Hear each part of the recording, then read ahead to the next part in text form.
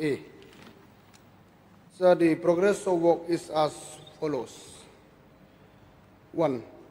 In accordance with the provisions of the Solid Waste Management Rules 2026, the establishment of an integrated solid waste processing and disposal facilities required prior environmental clearance from the state level Environment Impact Assessment Authorities here.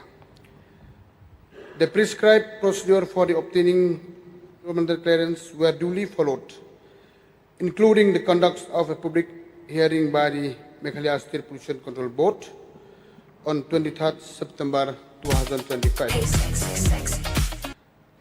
And following the public hearings, the matter has become subjected to the litigations, and the Honorable High Court has disposed of the case on 14 July 2026.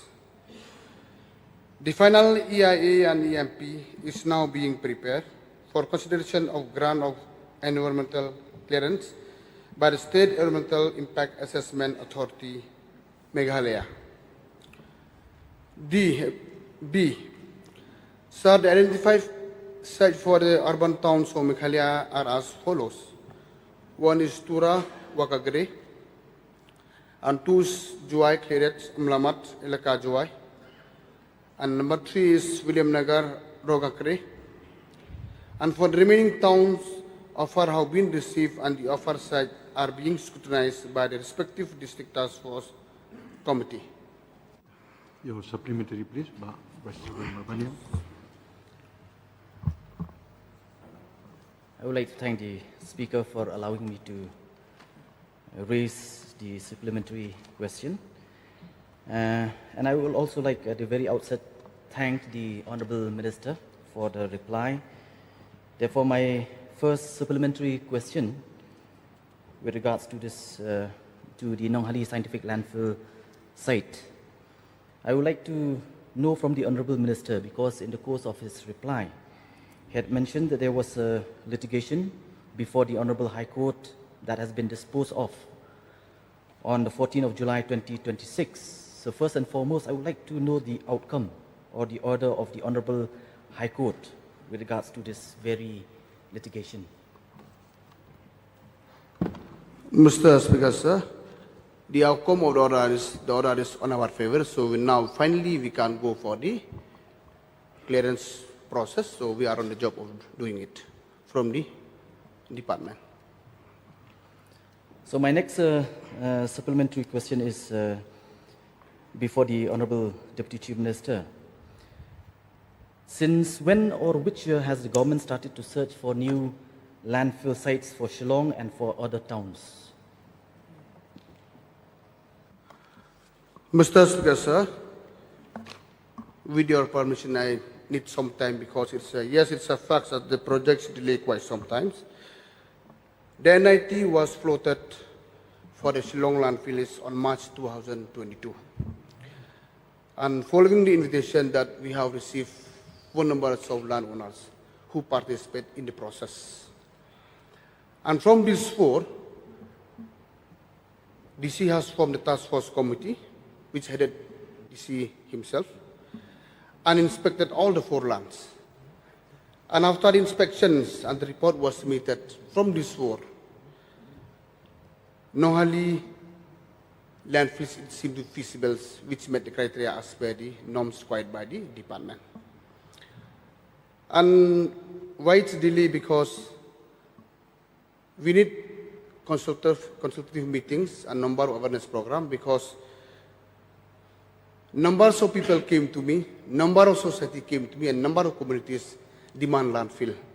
But when we come with a EOI, and they are the one who are against it, this is really a practical problem faced by the urban department. And this is one of the reasons it takes time. I will have to inform the member, but I request you and all the members of the August House, this is a very, very important issue, and we would like to have a fresh landfills in order to make the city and town clean in a proper way. And after all the numbers of awareness program and consultative meetings at different levels, so finally we put a first public hearing was held on the 2nd April 2025.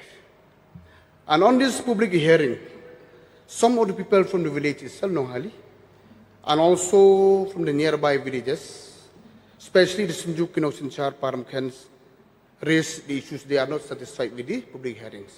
And based on that, we as a department, as a government, from the district administrations and also from the municipal, we respect their concerns. And we postpone the first public hearing and we shift it to the 23rd September 2025. And before the final public hearing, which has been fixed 23rd September, we had numbers of awareness programs, especially with the nearby villages. For example, on April 16, 2025, we had an awareness program in the Bamkamar village, which is the nearby village. And also on 19 April, we are having with the Nongknor village, with the officials and the respective member from the village. And on 22nd April, with Thatrang village, Polsna Ribho districts. And on 28 April, at Dengpasok village, and others. So after we have the public hearings, and we come with the final second public hearings on the 23rd September 2025. And in these hearings, the hearings went well. Yes, of course, there is some who are raised against, and that is why somebody goes to court, which is from the Sinjuk Kirong Church, no? They went to court, and I would like to inform the House that finally the court was disposed on our favor on the 14th July. So as of now, we are on the process of preparing the final stage of the EIA and EMP. So the DPR is being prepared. After preparation, we will submit it to the state authority, MINSIA, for the consideration and grant the environmental clearances. After all the process is completed, when all the process is in place, and then we will be going for the land acquisition process. This is the final stage as of now. But we are in the final stage, so when everything is in place, and we will decide to go with the land acquisition process. As of now, this is the exact latest status of the Nohali landfill project. Mr. Speaker, I would like to thank the Minister again for the reply. From the reply of the Chief Minister, I am happy that the Nohali scientific landfill is under process. But, sir, from the reply of the Honorable Minister, it appears that it will take some time, because as far as the land acquisition is concerned, it is still under process. In fact, I would like to remind this August House, in fact, in the last few sessions that we had, I've been suggesting the government, since the government had a number of land, quite a big area in the New Shillong Township. The government had acquired 941.54 acres of land in the New Shillong Township area, as stated in yesterday's reply in the start question. It is also known that the government has a substantial contiguous extent of land at Maukhanu, reportedly over 800 acres of more than 3 square mile kilometers, an area larger than the European ward of Shillong. As I had pointed out in the last budget session, and now we have come to the autumn session of 2026. Therefore, sir, I would like to express that my concerns is regarding the health and well-being of my people, their livelihood, the air pollution, the value of their land and other related issues arising from Martin dumping ground and surrounding areas were raised during the last assembly session. And sad to say that as per the reply that I got, as far as the Martin dumping ground is concerned, the health, well-being, livelihood, the air pollution, the value of land in my constituency, no proper assessment was done as far as the health of the people living in and around Martin dumping ground.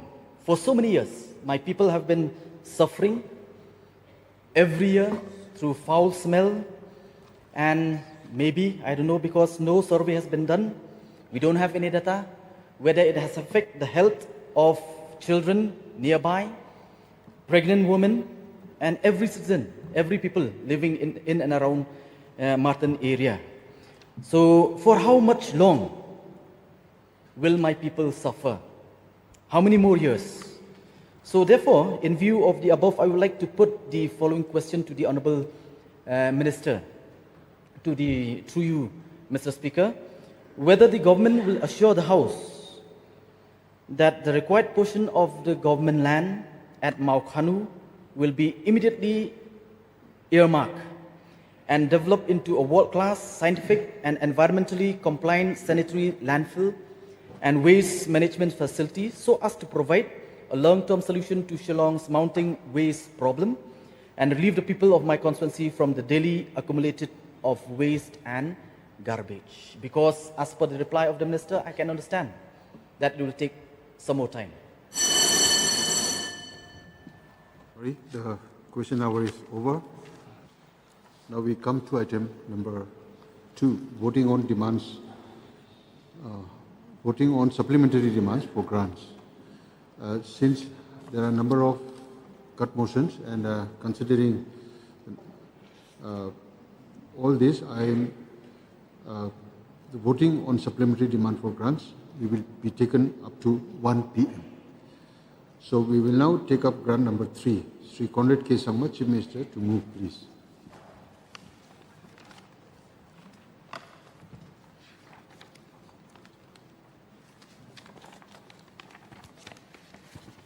Mr. Speaker, sir, on the recommendation of the Governor, I beg, sir, to move that an additional amount of 10 crores, 24 lakhs be granted to the Minister in charge to defray certain charges which will come in the course of payment during the year ending the 31st of March 2027 for the administration of the heads 2054 Treasury and Accounts Administration.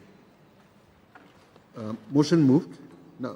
Now there is one cut motion against this grant tabled by Dr. Mukul Sangma, MLA and Leader of Opposition. Honorable Elo, you may kindly move, please. Mr. Speaker, sir, I beg to move that the total provision of rupees 10 crore 24 lakhs supplementary demand number 3 head 2054 Treasury and Accounts Administration at page 78 of list of supplementary demand be reduced by 100. That is, the amount of the whole supplementary demand of 10 crore 24 lakhs reduced and reduced by 100.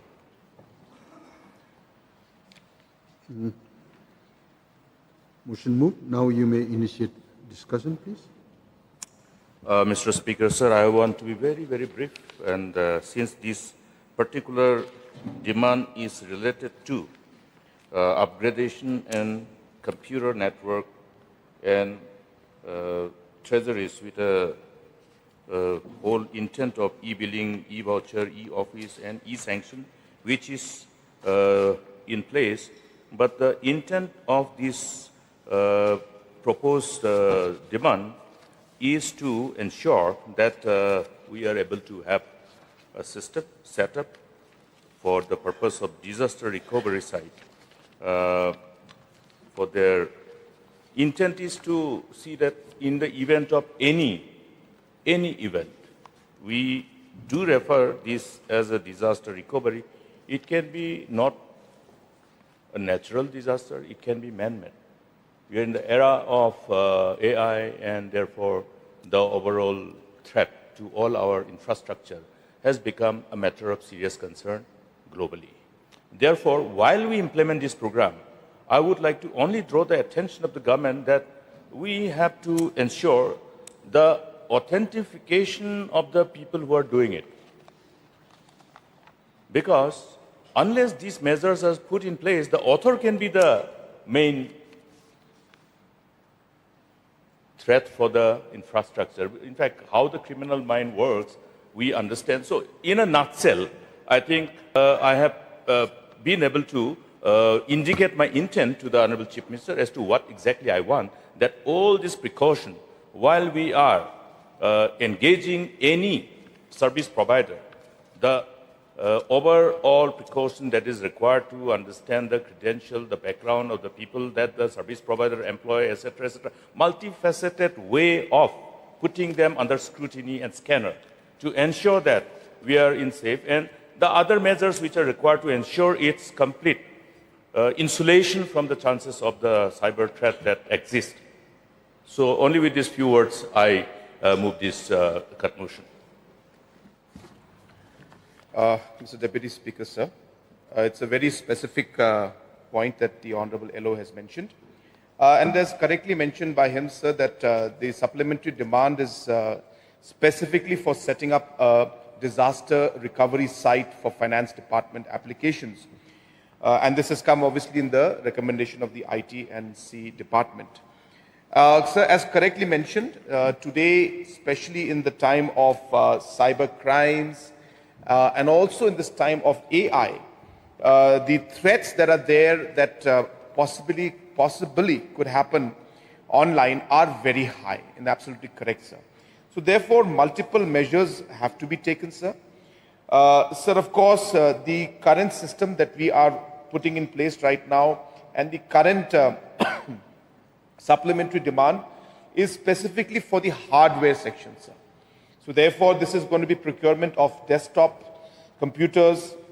This is going to be for printers, scanners, and administrative departments. So therefore, this is going to be done more for the hardware point of view, sir. Therefore, the exact aspect of all the points mentioned by LO in terms of having a very strong malware and a system that is very robust, obviously is a process that will continue, and the upgradation of the safety and security systems will continue, sir. Even now, in all the e-proposal systems that we have, there is a very, very robust system in which we run. But even the most robust system in today's world is open to threats, sir. Even the top websites and applications in top government organizations throughout the world are target of different kind of cyber attacks. So, so the point is well taken, and definitely we will further examine more ways. And as I said, sir, it's a continuous process because the technology is developing as we speak.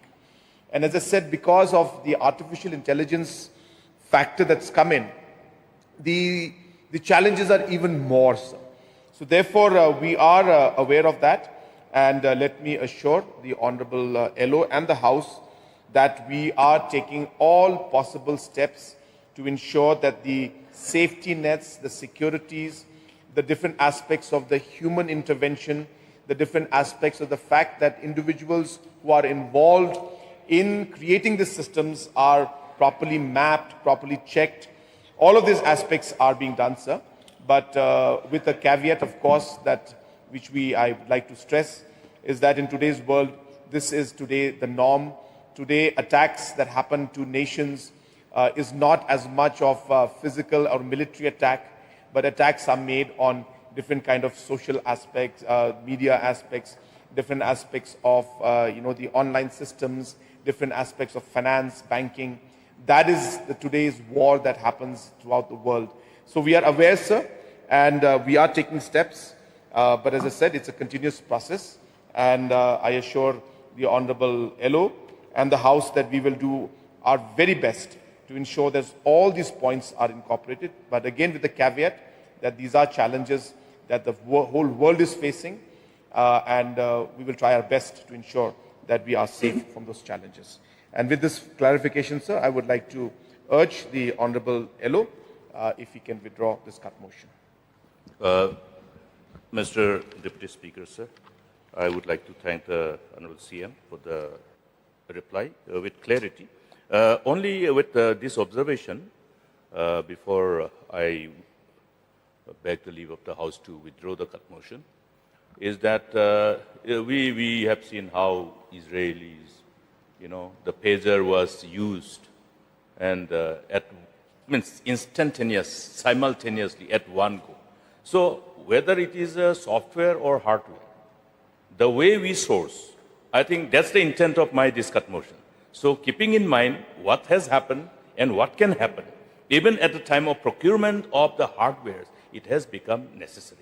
We have examined this earlier also while dealing with various other challenges confronting the state pertaining to the internal security related matter. These exercises are there in the police with our SIB. So that will give us a clarity on what I'm trying to, in as far as my attempt to draw the attention of the government, particularly the Honorable Chief Minister, he himself being tech savvy. So the issue is to be aware of the intricacies of criminal mind and how they work so much in advance. Therefore, this submission, and with this observation, which I believe the CM has taken note of, I beg the leave of the House to withdraw the cut motion. Since the mover has withdrawn his cut motion, now let me put the question before the House. The question is that mover has the leave of the House to withdraw his cut motion. Those who are for the motion, say aye. Those who are against, say no. The ayes have it, the ayes have it. The cut motion has been withdrawn with the leave of the House.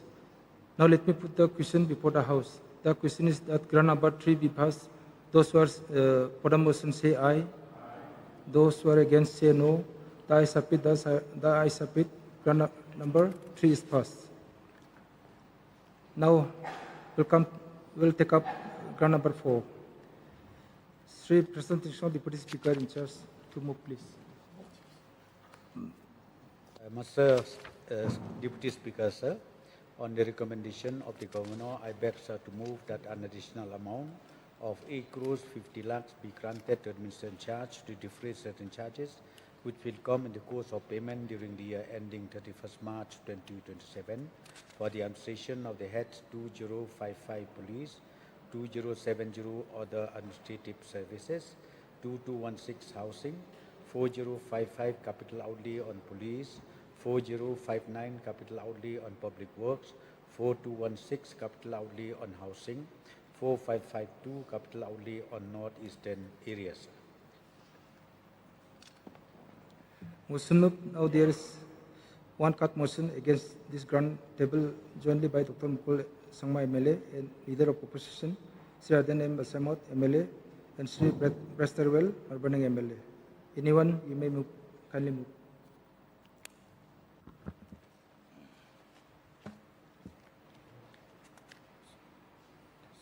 Mr. Deputy Speaker, sir, I beg to move that the total provision of rupees 26 crore 5 lakhs 6,202 supplementary demand number 6 head 2202 general education.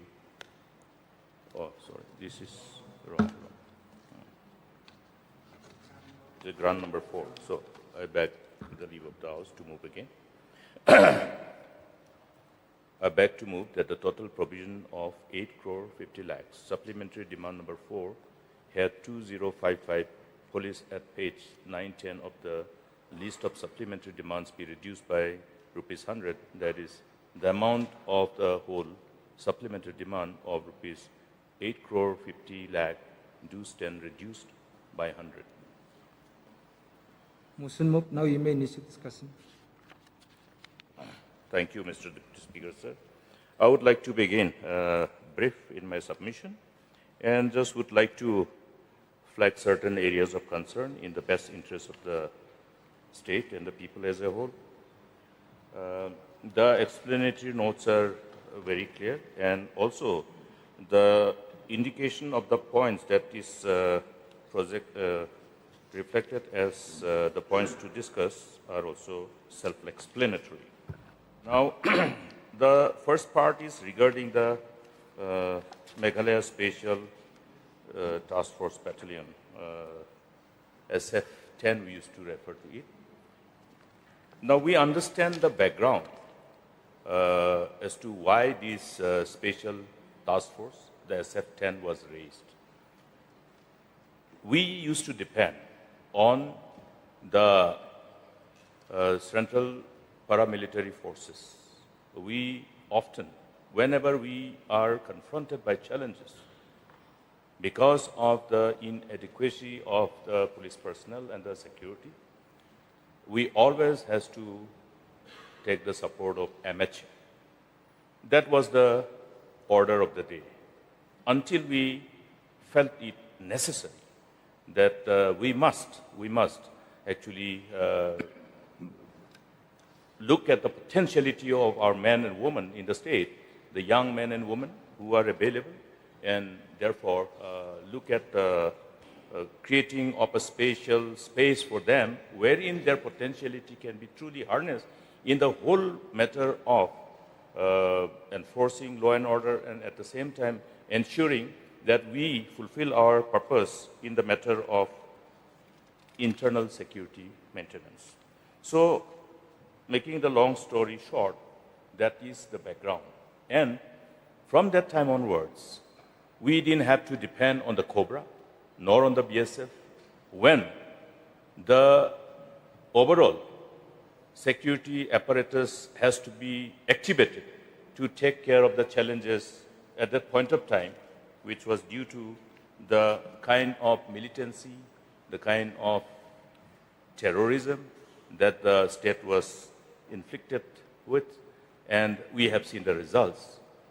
They're one of the best, I must say. I don't say that they're the best, but they're one of the best. The way they have been conditioned, preconditioned and conditioned, in order to ensure that they are able to fulfill the purpose for which they are being raised. And in this SF-10, there are two categories. One is the rangers and one is the battalions. Now again here, those who wants to be in the battalions, they also again had to go through a very stringent and strenuous filtering process. Then subsequently subjected to further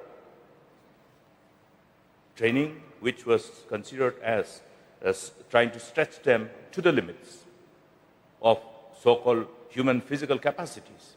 And therefore, the intent of raising this battalion and the way we have raised it and the way we have created this effective force is commendable. And why I'm saying commendable is that because we have been able to achieve the purpose, the objective for which it was raised was, it has shown fruition of the objective. And subsequently, I felt disturbed. In fact, this issue was raised earlier also, that somehow or other, for whatever reasons, these particular SF-10, because the idea is that people who are trained for certain specific purpose in the matter of dealing with the challenges relating to internal security must be segregated and insulated from other circumstances. Other circumstances of policing, because the police organization is an integral part of administration of justice. There are many other things, managing the traffic, managing this and that, so many things. But then, the moment, what we have seen is that many of our men in the organization were physically unfit at that point of time when we were confronted by challenges. When they go for, when they go to the interiors with difficult terrain, many of them used to collapse. Physically, they were not so conditioned. And subsequently, even though at the time of recruitment and post-induction training, rather pre-induction training, even after that, after 2, 3, 4, 5 years, we look at their physical fitness. We look at their physical fitness, and even a normal observation about the physical body also show us the fact that they start gaining weight. Gaining weight means there is no regular exercise, no regular physical conditioning, and therefore naturally the compromise in their physical capability. And that's why keeping them ready all the time, as though something is going to happen tomorrow, keeping in mind that we cannot take things for granted. no space for complacency. But this particular thinking somehow got diluted, which is reflected by the fact that all these men who were recruited and trained for this particular purpose, who were subjected to such a strenuous training procedure to give that kind of force, have been shifted, posted to the DEF, to other duties. That is something which I found as, completely an action taken without really giving the kind of importance to the objective of the purpose. And this should be corrected. Whatever is there, let it be salvaged. I am talking about the need to salvage, because damage has already been done. Damage has already been done. Today, if we are confronted by this similar situation, we have been already confronted. Garo Hills, look at. People had the field day. There was no police. Nobody. Tura was a witness. When our civil society organization leaders went to prevail upon those youth who were on the street, they were told, sir, please don't go because we don't have enough police. Where are they? Where have they gone? Where are those rangers? Rangers were trained to deal with this law and order problem without having to use gun. They were trained. They're equipped with that whole physical training and with that whole intricacies of dealing with any civil unrest. Not to deal with the terrorists. Dealing with terrorists is different. Dealing with the law and order situation leading to unrest, leading to any kind of mob violence, the mechanism of dealing has to be different. And they were trained to handle that one. Now, you cannot just send anybody who is not trained. I remember in 2005, what happened in Garo Hills, the police firing. Ultimately, my police organizational heads came and apologized to me. Sir, we have failed. We have failed the government. Because we were trained only to go after the terrorists with gun. We were never trained how to deal with the civil unrest. We were never trained to deal with the mob violence. Therefore, that usual thing which happens, if we are not trained, people didn't know what to do. The police didn't know what to do. The magistrate didn't know what to do. The DC didn't know what to do. The whole report is available after the Commission of Inquiry report. Yes, it is there. Therefore, we must learn from the past. Now we may point a finger, oh, Dr. Mukul time, you have killed people. It keeps on coming. Even recently it has come. 30th September is not because of Dr. Mukul. It is because of lack of training to our forces, our officers, who didn't know how to handle the situation. We all know the law. Minister doesn't go and give order for firing. There is a complete SOP. The same SOP has been referred to by Honorable Chief Minister last time when there was a chaos and disorder in Garo Hills pertaining to the demand for winter capital in Garo Hills. What did the Honorable CM say? There is a separate SOP. Don't blame the government. Yes, that's the truth. But if we have the SOP, they have to be trained to understand the SOP. They have to be equipped. And that's where we are failing. We have failed in spite of having known the reasons of failure in the past and having had the measures already put in place because these measures were not given due importance. I'm sorry to say that. Therefore, review it, revisit it, and be prepared that we don't know when what happens. Last session, I said the same thing in this August House. Please don't take things for granted. We cannot take things for granted. There is no room, no space for complacency. I am telling it now also. It is the same today. It will be same tomorrow. It will be same always. Because we are in a democracy. We are in a democracy. And we know how our, political dynamics do operate. As we come closer to election, we will see many other challenges. We don't know. We can't take things for granted, but we should have that anticipation, having gone through such challenges in the past. Therefore, my humble request is restore this glory restore his name and fame. I remember when we were having one internal security meeting in 2017. The state of Meghalaya was commended for the way we were dealing with the problem of internal security, particularly with the issue of the violent terrorist activities in the western part of the state.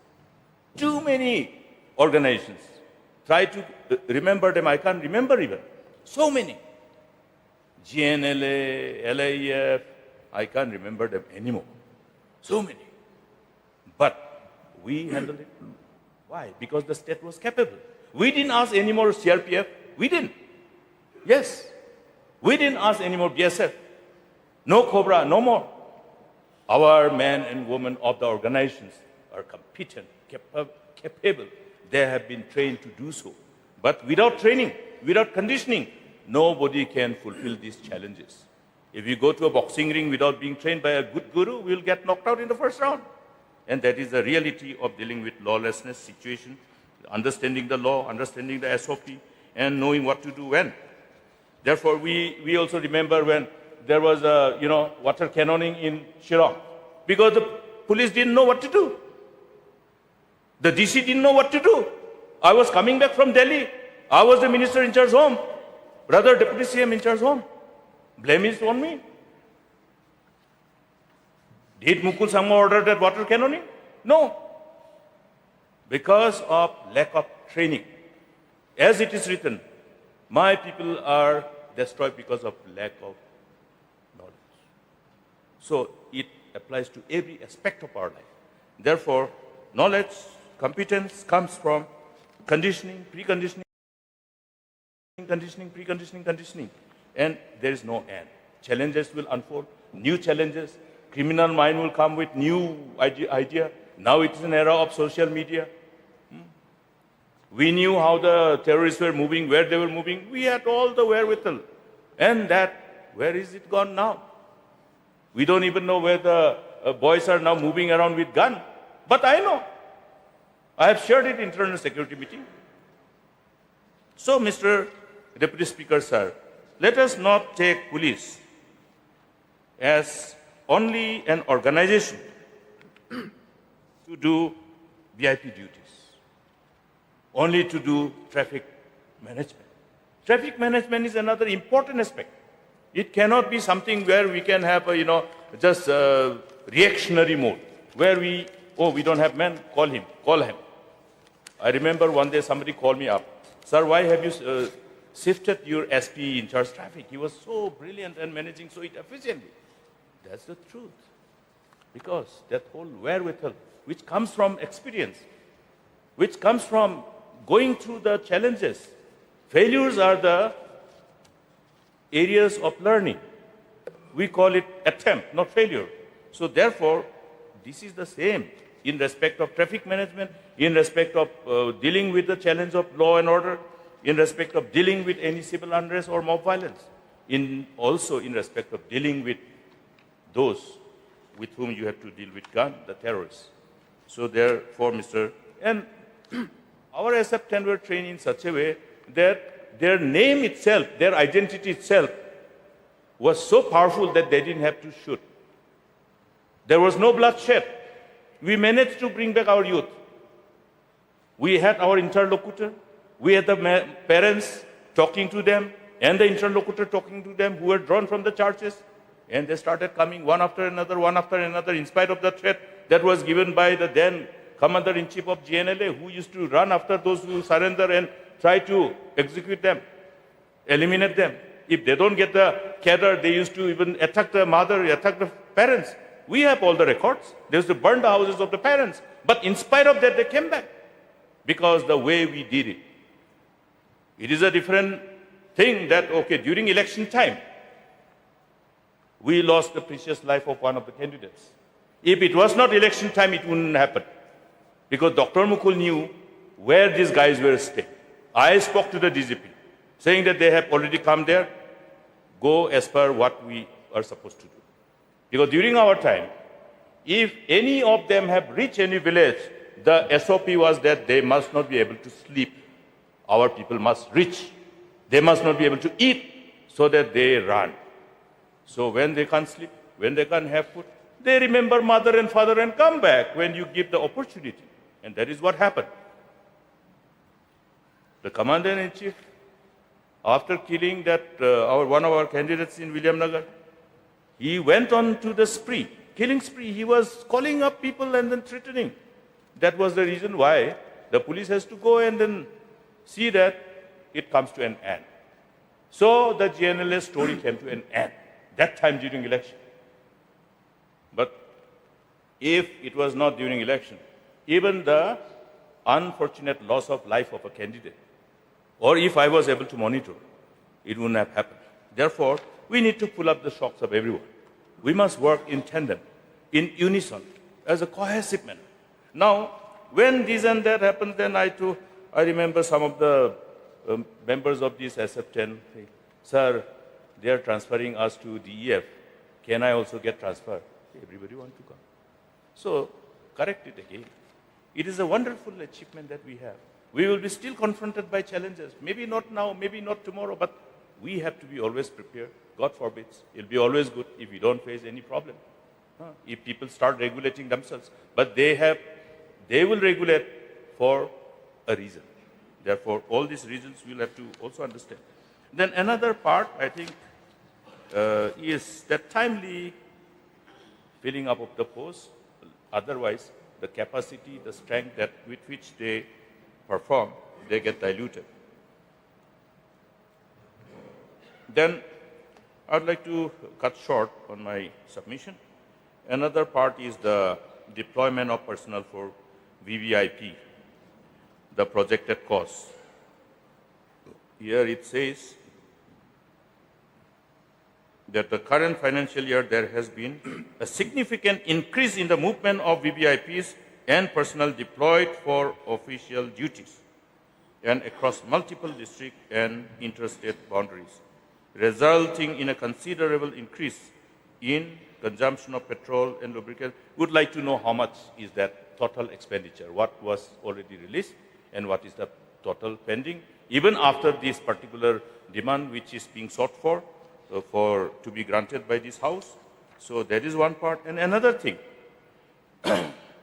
it becomes very unpleasant for us when we are questioned about the kind of security coverage given to all the protectees.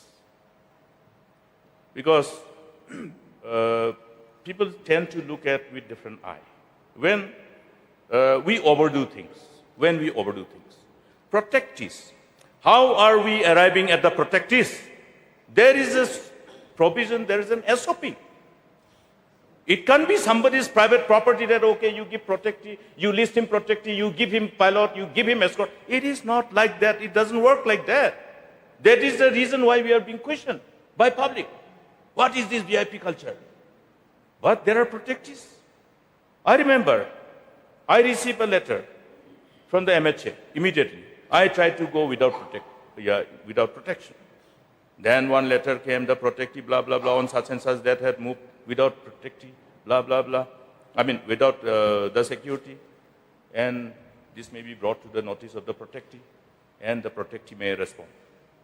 The same letter came to Honorable Governor also, from MHA in Delhi. We tried to do, but then because of the categorization of the protectee for certain members of the people who are in public life, it is necessary. It is necessary. Somebody who has fought all along and dealt with terrorism, so many enemies maybe there are, sala uska time mein ye hua hai, dekhunga. There are.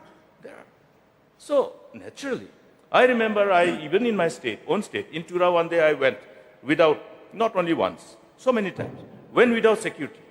Then my pilot escort was trying to, locate me. So can't go out without protection. But there is a fact. But what I'm trying to say is that the culture, not because of the requirement and the need, just because we want to make somebody happy, so it's nothing but an abuse. misuse.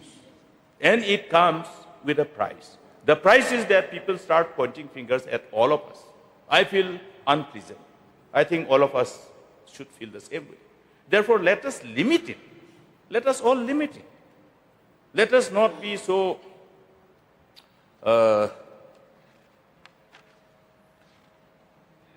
blatant in display of that so-called, because this is how people are interpreting, blatant display of power.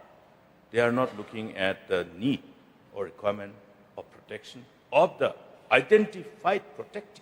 So I would like to urge upon the government to identify the protectee by following a stringent SOP and accordingly use these scarce resources for the purpose.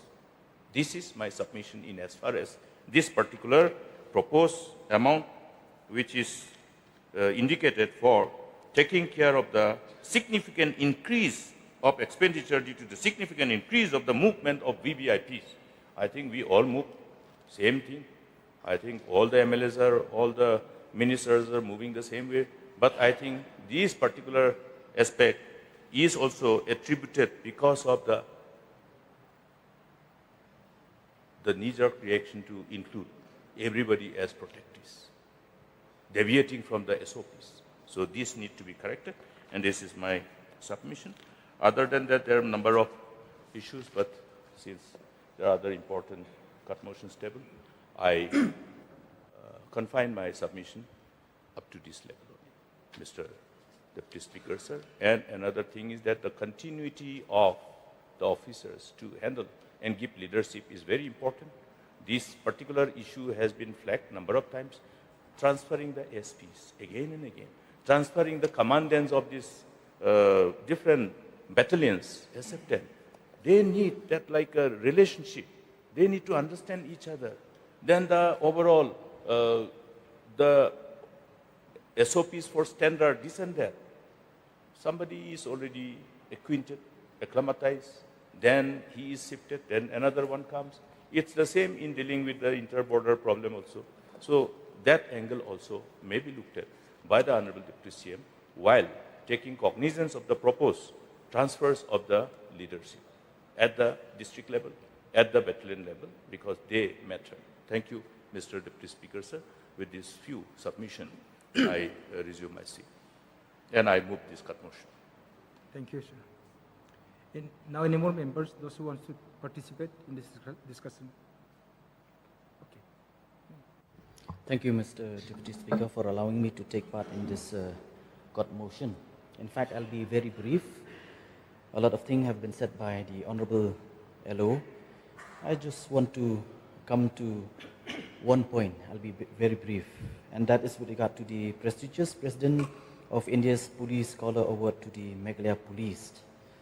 As per the explanatory note that have been given before us here, an additional amount of 3 crores is required in connection with the prestigious President of India's Police Scholar Award. But here it is mentioned that it is for the arrangement of ceremonial parade, presentation, procurement of ceremonial items, preparation and display of the police scholar, commemorative materials, infrastructure arrangement, logistics, and other related expenditures. Well, I feel that, yes, our police personnel who have dedicated their life and who are willing even to give their life, to sacrifice their life to protect the citizens of the state, they indeed should be recognized of their service. But then I would like to know the details as far as these 3 crores is concerned. For a one-day event, to spend 3 crores. So that is what I would like to submit, and I would like to know the details from the Honorable Minister. So with these few words, I would like to resume my seat. Thank you. I will now call the Deputy Chief Minister to reply.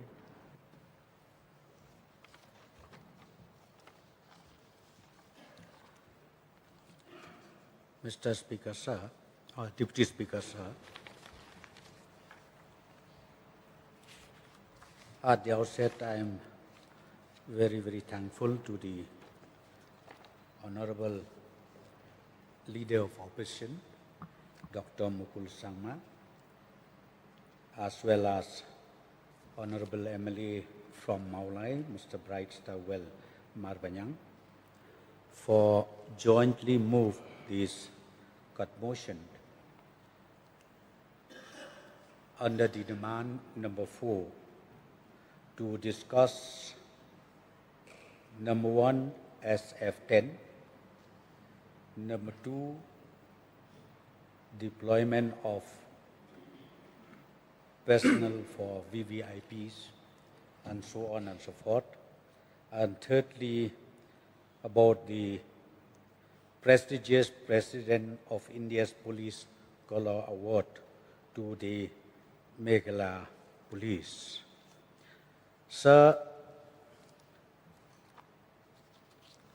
starting from the issue number 1 raised by the Honorable Leader of Opposition,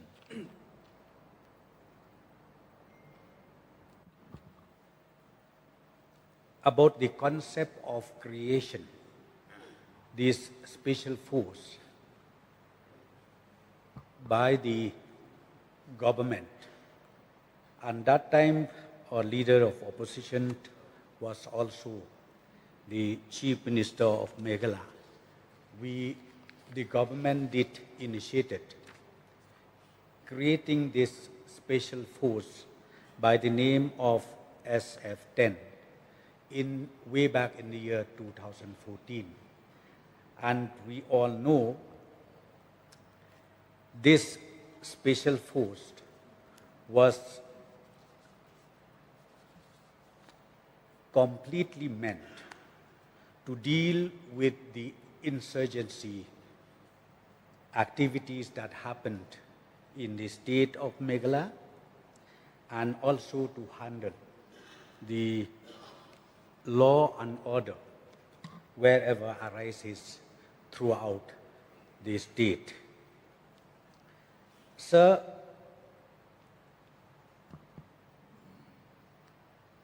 the original strength of the SF10 that time was 1,794 personnel, including 180 women commandos. And it was also broadly divided into 2 components. Commando, 66%, and law and order, 34%. Sir, in 2021, with the changing security scenario in the state of Meghalaya, again few amendments in the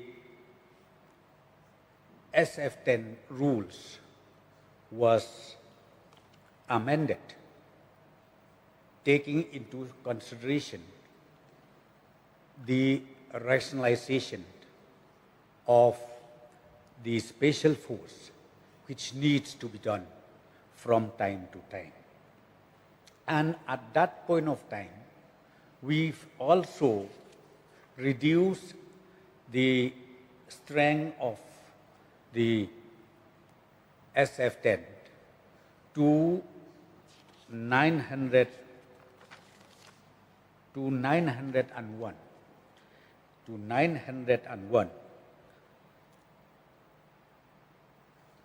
And the SF10, again, sir,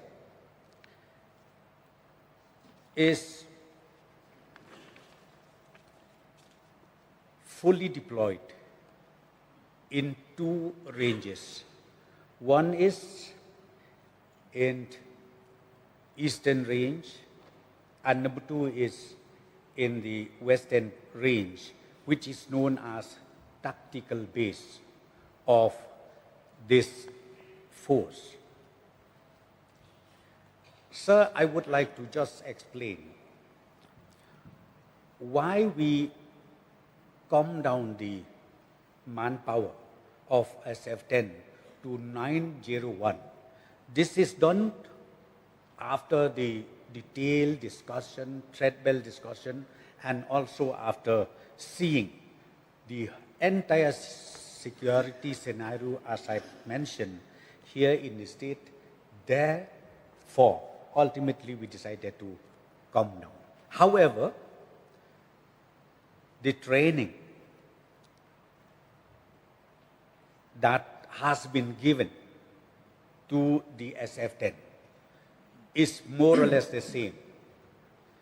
And not only that, even the nature of duties that they have, still we are continuing, sir.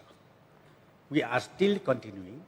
We have added only few more areas, upscaling, and also updating the skills of these personnel. And this has been done and is doing also on a regular basis, because the time changing has happened. And we have seen it even after 2 years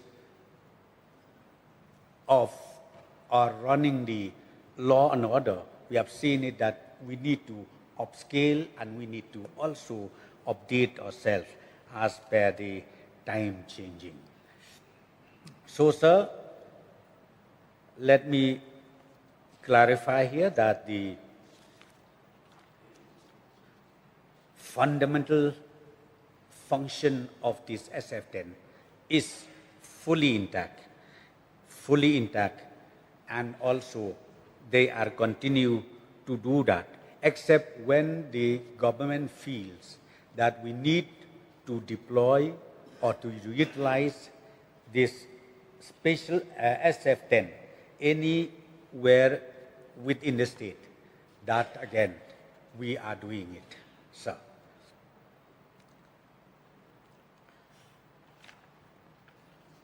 Sir, again, our Honorable LO has mentioned about the physical fitness of the personnel from SF-10. From time to time, sir, we are also conducting the physical proficiency test, because when the age goes, we understand the reality. Some personnel has to be again transferred to maybe to DEF or maybe to the battalion, as the case may be. But as I have said, and we are also in the same page with the Honorable Leader of Opposition, still that the spirit of the SF-10 cannot at all be diluted, and the quality procured by the SF-10 is always kept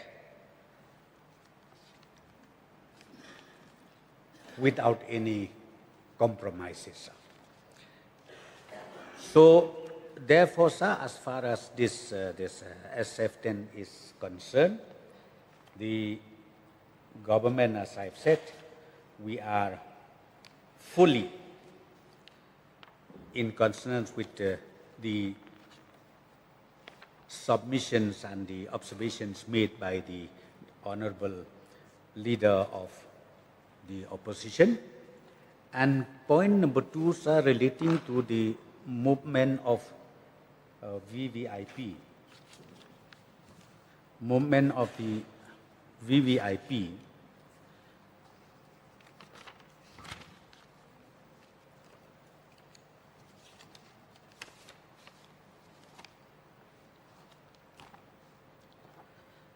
So this current financial year,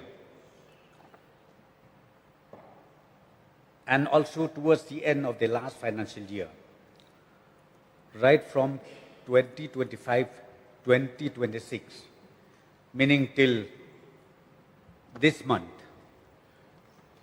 I would like to just share this information to the members of this August House. We have the movement of VVIPs and VIPs, 5,413, and maximum of this VVIPs movement came in from Delhi. We have President visit, Vice President visit, Union Ministers visit, Prime Ministers visit, then Governor, Chief Minister, State Ministers, then the judges of the Honorable High Court, senior officials, so on and so forth. So, sir, this is the small example which I have given, that about 5,413 movement has taken place. So we could understand the expenditure that we are bound to be borne by the state government. That's why this court motion came in. And sir, as far as the VIPs or VVIPs identification or consideration done as per the Blue Book and also as per the Yellow Book, because we are being strictly guided by these two books. As far as state government is concerned, we are being guided by the Yellow Book. I will not go through all this detail, but we are following strictly as per this Yellow Book. And rightly mentioned by the Honorable Leader of Opposition, Dr. Mukul Sangma, about the movement of VIPs in the state. Sometimes people blaming the government, blaming those concerned VIPs, because that VIP culture is still taking place. I'm happy to inform the members of this August House, because 2 months back, we came out with the SOP of all the VIPs in the state of Meghalaya, even using of the siren, even using of the vehicles used by the VIPs. It was already there, black and white. So I am very sure these SOPs will be strictly followed by all the concerned VIPs.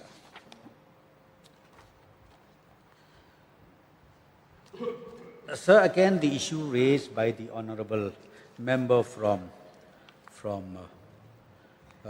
Malay, Mr. Bright Starwell Marbanyang, relating to the prestigious President of India's Police Color Award. Sir, I would like to inform the honorable members of this August House.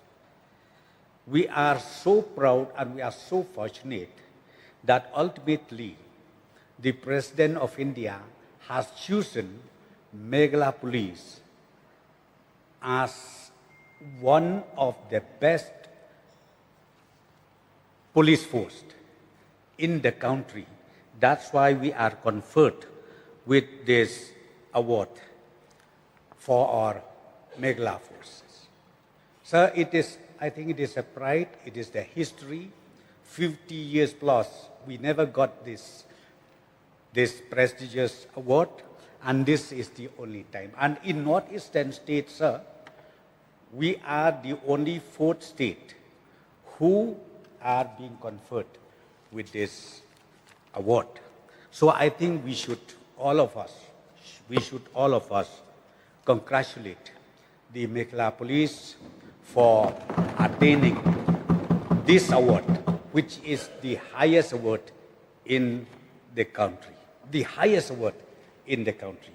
And sir, because this award started way back from 1952 till this year, in the whole country, we have only 18 states who are getting this award.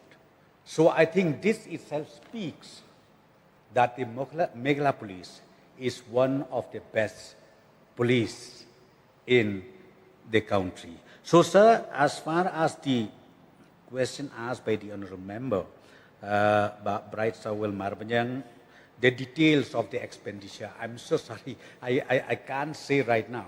Because this award, I would like to inform the honourable members in this regards house. In case if President or Prime Minister is not free, then the Honourable Home Minister, Union will attend this important function, which is to be held most likely towards the end of September or maybe within 15th of October. That is the indication where they have indicated to the state government. So, sir, I don't have that detail as I've said. However, to make sure that this is the historical moment for the state of Meghalaya being conferred with the prestigious President of India's award, I would like to request, therefore, all the honourable members, because we will also inform all the honourable members in that particular day. We would like to witness, we would like to see, and all of us should also attend the function, the grand function, which is to be organized by the state government. So, sir, with this clarification, with this explanation, may I once again request the mover of this court motion to kindly withdraw the court motion so that the demand number 4 can be passed. May I know the mind of the mover as to whether he will withdraw his cut motion? Mr. Deputy Speaker, sir, I would like to thank the Honorable Deputy CM in charge of Home Police with utmost sincerity. And I would also take this advantage to also congratulate the police organization. We have come a long way. That's why my submission was that leadership at the district level, all this stability is very crucial, because that is how we acknowledge their efficiency, their competence. And I remember also, at one point of time, there was too much politics in influencing police organization by external forces at one point of time, long time ago, not during this time. And after 2010, the first thing that I had to do was to put an end to this, prevail upon collectively with the leadership in the police organization and all the men and women of the organization. And multiple retrospective studies subsequent to taking decisions. And therefore, even this SF10, like when we play football, if one of the players commits a foul in the penalty box, then you get a penalty and the team gets, maybe the player gets even a red card. This is what we have seen. So therefore, the way it is designed, I think Honorable Deputy CM in charge will take cognizance of this and revive it in a manner so that they remain as a important, additional, specially trained battalion under the police organization of the state, along with the rest. Because these honors of responsibility of every battalion is so defined and well classified. So when they perform with efficiency and competence their respective roles, then you get the result what we are seeing today. That's why this award, and once again, I congratulate the police organization, and I hope that we will further reinforce our commitment to see that they get the best of inspiration and motivation and support, because we have claimed number of times that Meghalaya Police is one of the most efficient organizations. Number of times. I can't remember how many times it has come out of my own mouth also. So with this observation, Mr. Deputy Speaker, sir, I beg the leave of the House to withdraw this cut motion. Thank you, sir. Now, since the mover has withdrawn his cut motion, now let me put the question before the House. The question is that mover has the leave of the House to withdraw his cut motion. Those who are for the motion, say aye. Those who are against, say no. The ayes have it, the ayes have it. The cut motion has been withdrawn with the leave of the House. Now let me put the question before the House. The question is that ground number 4 be passed. Those who are for the motion, say aye. Aye. Those who are against, say no. The ayes have it, the ayes have it. The ground number 4 is passed. Now we'll take up the ground number 5. Sri Sneblang, Deputy Chief Minister in charge, to move, please. Mr. Deputy Speaker, sir, on the recommendations of the governors, I beg, sir, to move that an additional amount of rupees 2 crore 33 lakhs be granted to the minister in charge to defray certain charges which will come in the course of payment during the year ending 31st March 2027 for the administrations of the head 2056 jail, 4059 capital outlays on public work. Motion moved. Since there is no cut motion against this grant, let me put the question before the House. The question is that grant number 5 be passed. Those who are for the motion, say aye. Those who are against, say no. The ayes have it, the ayes have it. The motion is carried and grant number 5 is passed. We'll now take up grant number 6. Sri Lakman Rumbi, Minister in charge, to move, please.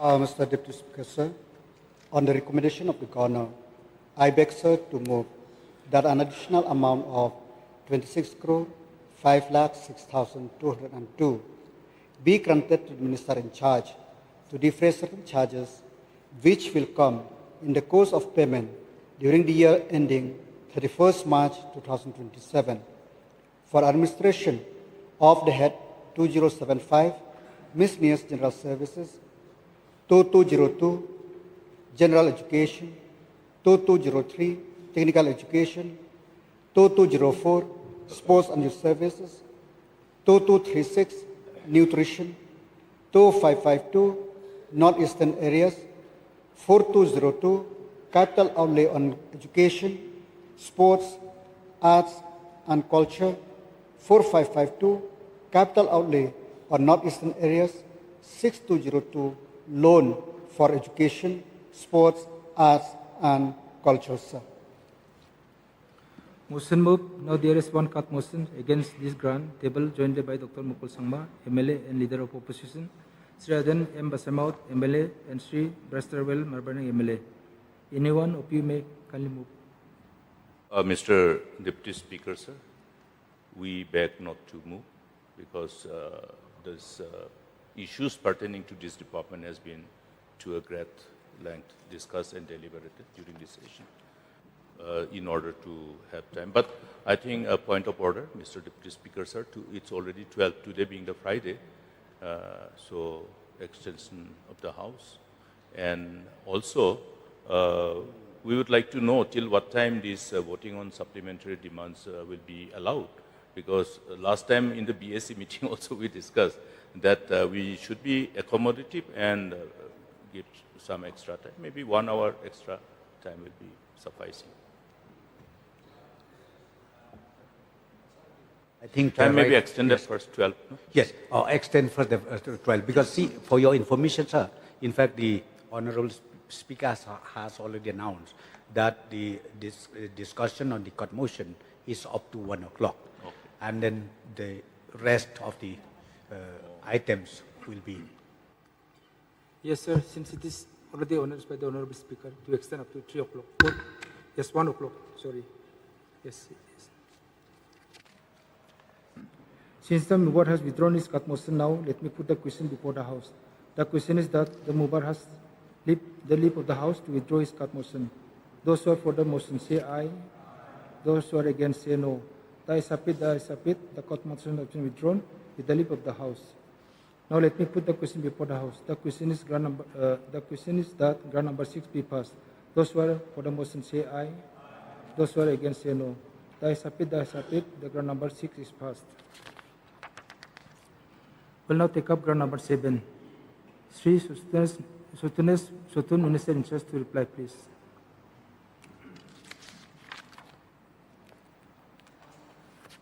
Mr. Speaker, sir, on the recommendation of the Governor, I beg, sir, to move that an additional amount of 23,13,000 be granted to the Minister in charge to defray certain charges which will come in the course of payment during the year ending the 31st of March 2027 for the administration of heads 2070, other administrative services 2216 housing, 2235 social security and welfare, 3454 census surveys and statistics. Motion moved. Since there is no cut motion against this grant, let me put the question before the House. The question is that ground number 7 be passed. Those who are for the motion say aye. Aye. Those who are against say no. The ayes have it. The motion is carried and ground number 7 is passed. We'll now take up the ground number 8. Sri Walat Maki, Sila, Minister in charge, to move, please. Mr. Deputy Speaker, sir, on the recommendation of the Governor, I beg, sir, to move that an additional amount of 2,37,15,000 be granted to the Minister in charge to defray certain charges which will come in the course of payment during the year ending the 31st March 2027 for the administration of the heads 2210 Medical and Public Health, 2211 Family Welfare, 2552 Northeastern Areas, 4210 capital outlay on medical and public health, 4211 capital outlay on family welfare, 4552 capital outlay on the northeastern areas. Sir. Motion moved. Now there is one cut motion against this grant, tabled jointly by Sri Arden Embassamaut, MLA Srimati Miani Disira, MLA Sri Bresterwell, Marbane MLA, and Dr. General Arkaji MLA. Anyone you may move, kindly please. Sir, I beg to move that the total provision of rupees 2,37,15,000, supplementary demand number 8, head 2210, medical and public health at page 18, 19 of list of supplementary demands be reduced by rupees 100. That is the amount of the whole supplementary demands of 2,37,15,000 to stand reduced by 100 to discuss on the following: the contractual technical staff, food safety measures, recruitment of 13 food safety officer.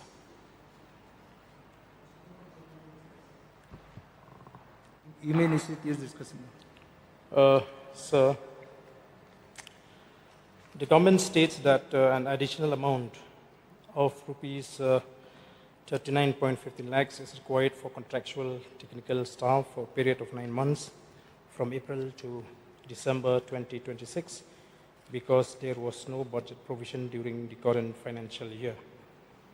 So we feel that the government cannot simply say that recruitment happened after the budget and therefore the additional expenditure was unavoidable. The real question is why the government failed to make adequate provision for a foreseeable establishment requirement. My first question, sir, why was there no provision in the original budget if these staffs were already required for the functioning of the department?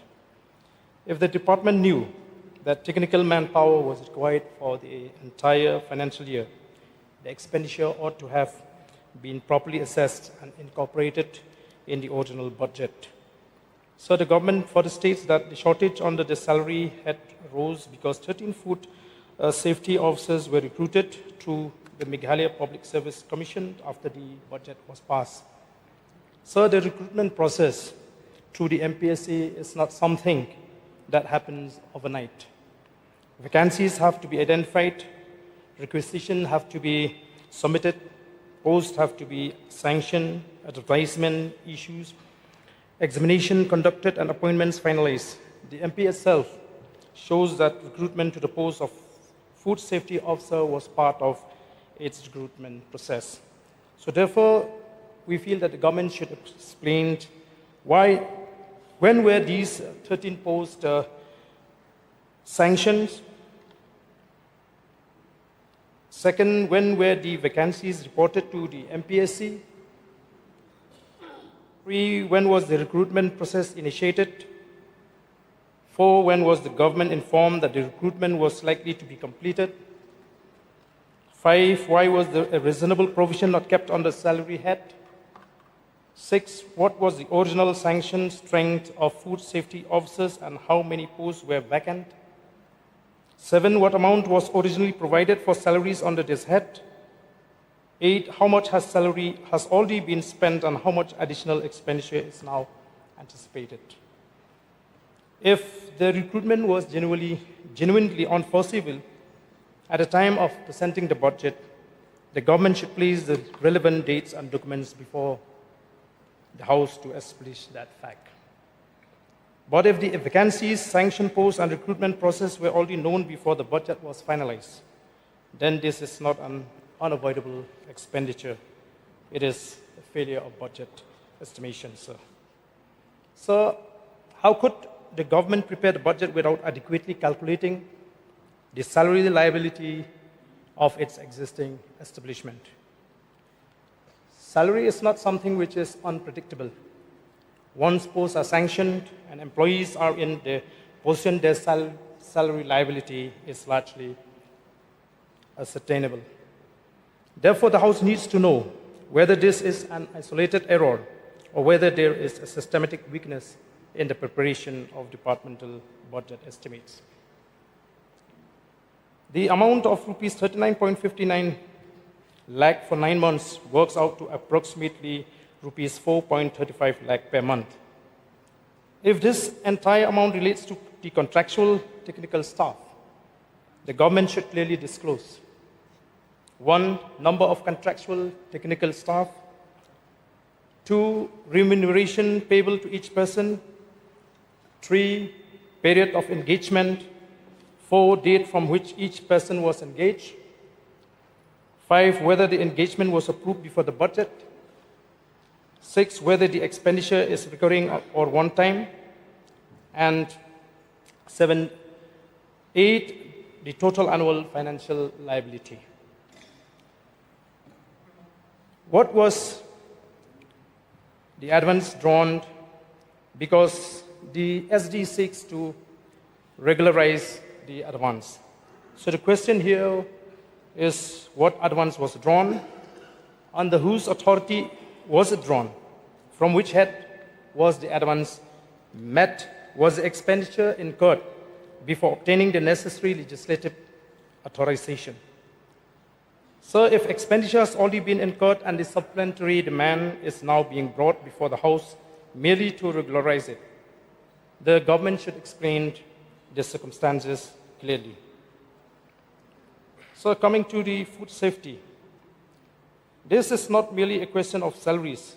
Food safety officers are directly connected with the implementation of Food Safety and Standard Acts 2006, including licensing, registration and food sample analysis. Meghalaya's own service framework recognizes these as public services handled through the Commissioner of Food Safety. Therefore, the government should have a proper manpower plan for the food safety establishment.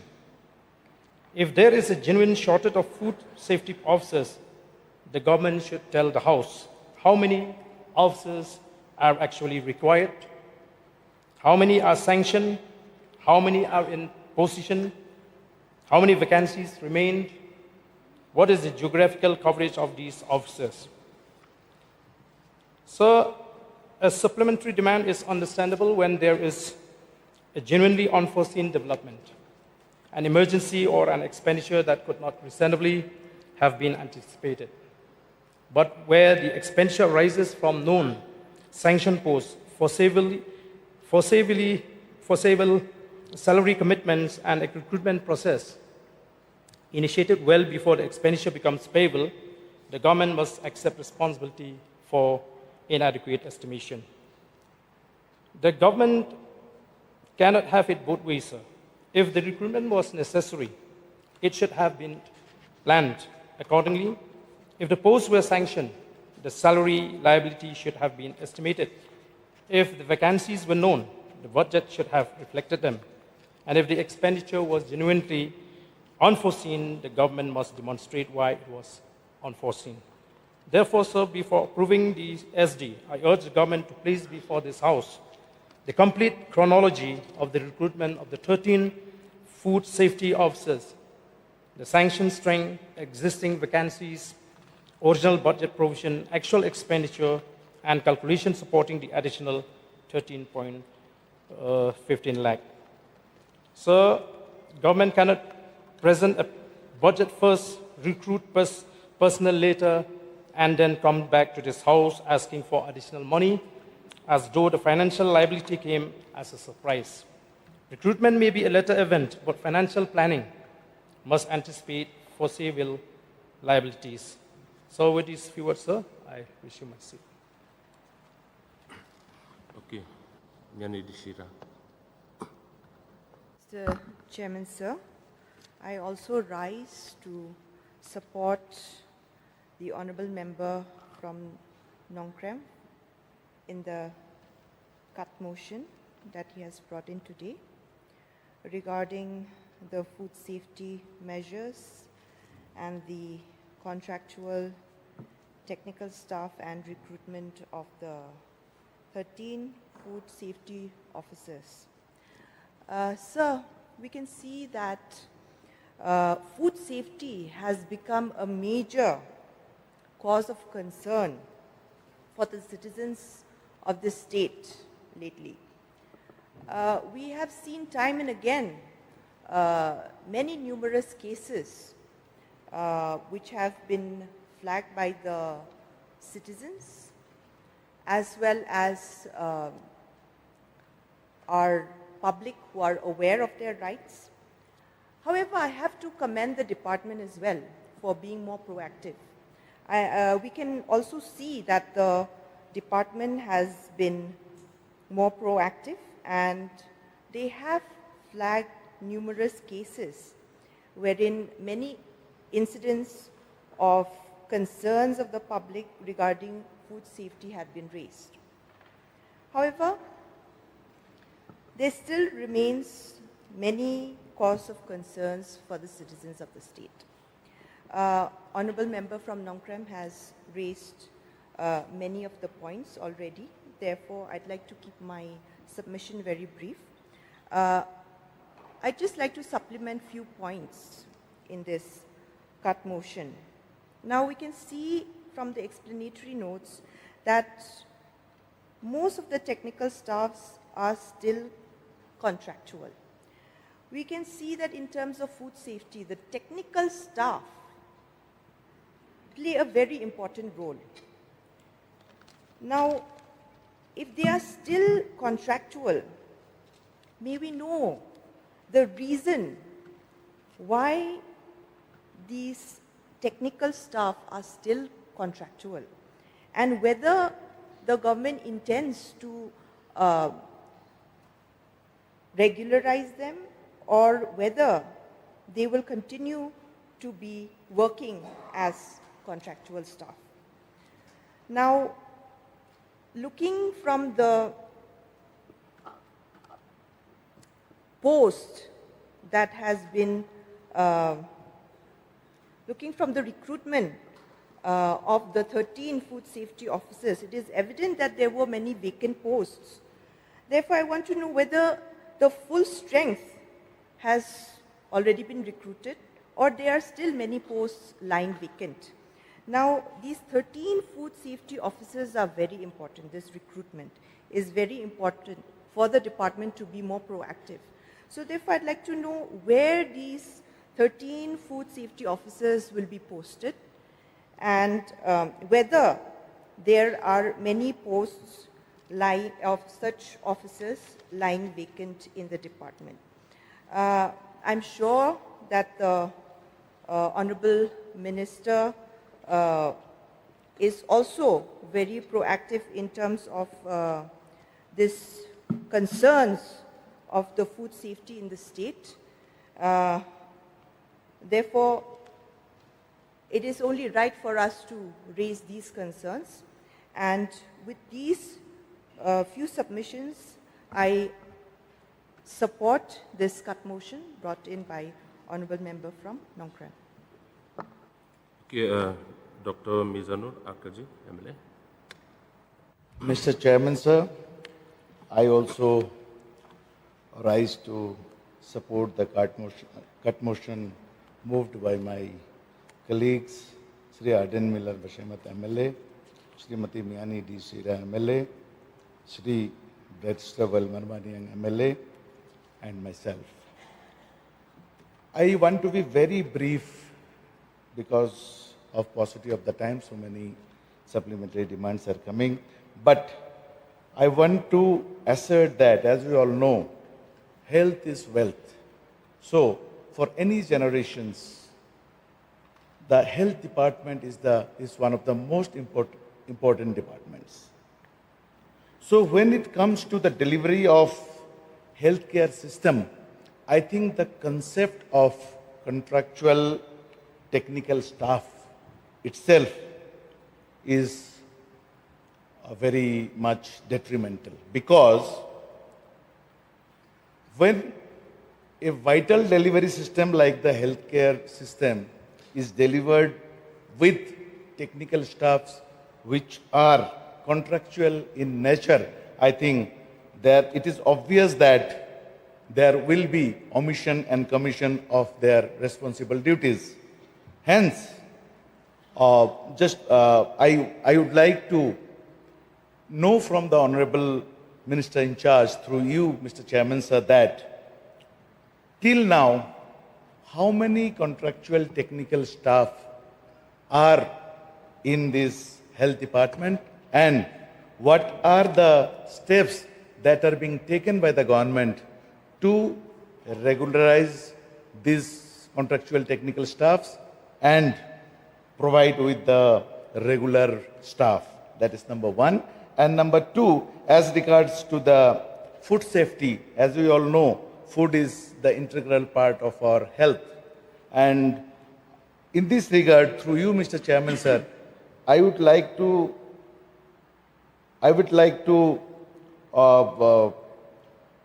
inform this House that during my lifetime, I have never seen any awareness program or any food safety officers coming to the vendors, coming to the public to give any awareness programs. So, through you, Mr. Chairman, sir, I would request the department, the Honorable Minister, to kindly organize awareness programs for the vendors as well as for the consumers, so that we all are aware of the ill effects of contaminated or expired foods. And with this few submission, I resume my seat. Okay, Dr. Mukul Sangma. Mr. Chairman, sir, I also rise to support this very important cut motion. While I would like to be very brief, I would like to just draw the attention of the government pertaining to a few points. Now, we are promoting the state as a destination. And tourism will always remain as the catalyst of growth and prosperity for the state. And therefore, this very issue of being proactive in looking at the food safety aspects of every chain, the dots which provide the food for people, and that's very crucial. Therefore, the magnitude of importance of the responsibility of regular checking is very, very crucial. In fact, even most of the premier hotels, they were caught unguarded. We have seen the recent reports in Karnataka, in Maharashtra, how even five-star hotels were having, meat which were already supposed to be already discarded. So these are issues of concern. We can't take things for granted, and no space for complacency. In fact, the few complaints that I received by our friends who visited us, sir, everything is good, but I had a problem with the food. So where are those areas of concern? Food is always a critical area. When we promote state as a destination, and when we are looking at the niche, rather the clientele who will be considering our state as a more premier destination. So this crucial aspect is required to be taken cognizance of. And at the same time, number of instances when food stalls are installed during the festivals, even during various other events, these are also crucial. Many of our people have been victim of this contaminated food, and it's a fact. So last time, I think almost around more than 50 people were admitted from Kharkuta area after one football tournament. These are the challenges that we face.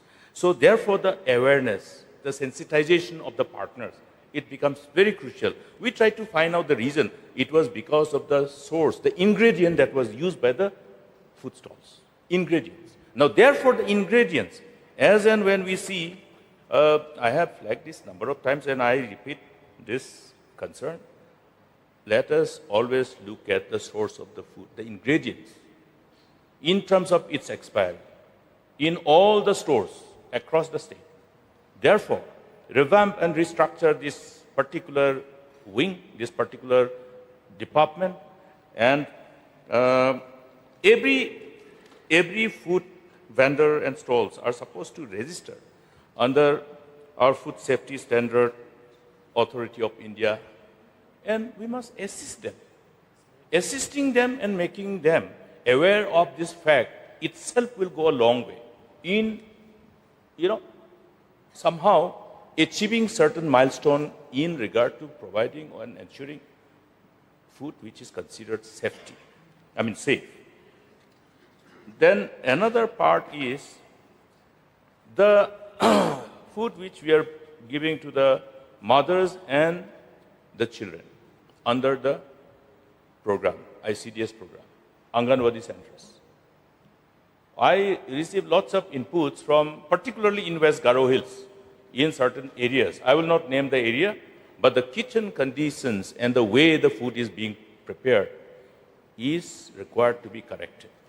Therefore, see, we cannot only look at the hotels, the restaurants, but all sources where the chances of contamination and thereby affecting the health of our people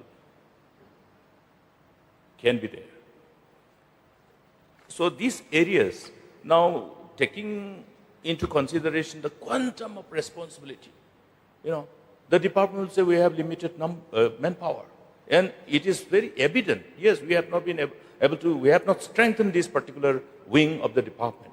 So I think it is only in the fitness of things that the department is taking care to fill up the post. But I think there is a need to review it and then see whether you have enough manpower. All the technical staffs, all the labs, and the overall, the sensitization program to put all the stakeholders into the loop so that we all equally, collectively take the kind of collective responsibility to ensure that the food that we are eating, the food that we are feeding people in different commercial chain of food stalls and all are safe. So with these few words only, I just submit further in addition to what have been eloquently submitted by other honorable members. And with these few words, I support this motion. Thank you. Any member? Yeah. Mahibingston Kapran.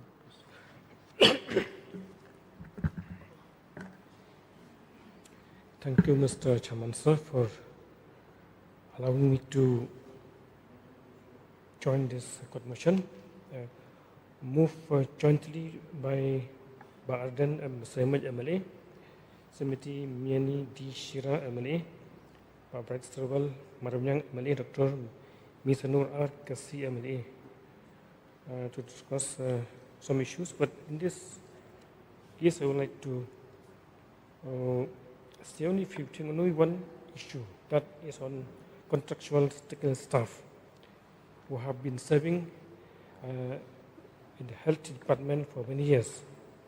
I would like to know from the government the step being taken to ensure their job security and timely payment of their salaries. So I want to know whether these contractual technical staff, those who have served more than 5 years, can be regularized as regular casual workers. That's I want to know. Or they have to serve up to 10 years. I need clarification from the government. Another thing is that I want to know the number of contractual staff, technical staff serving in the CHC Mongkening. With these few assumptions, I submit. Thank you. So now I will call the Minister in charge to reply, please.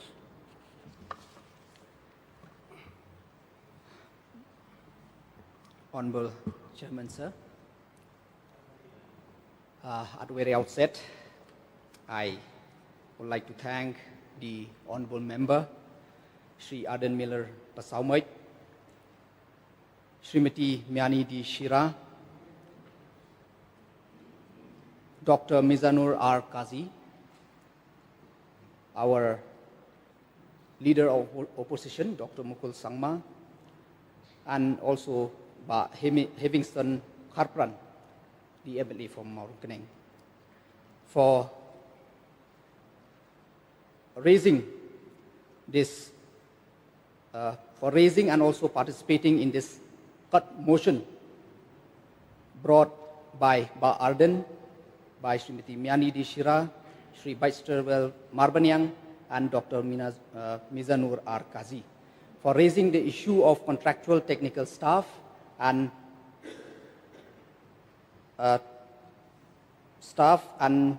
the food safety measure.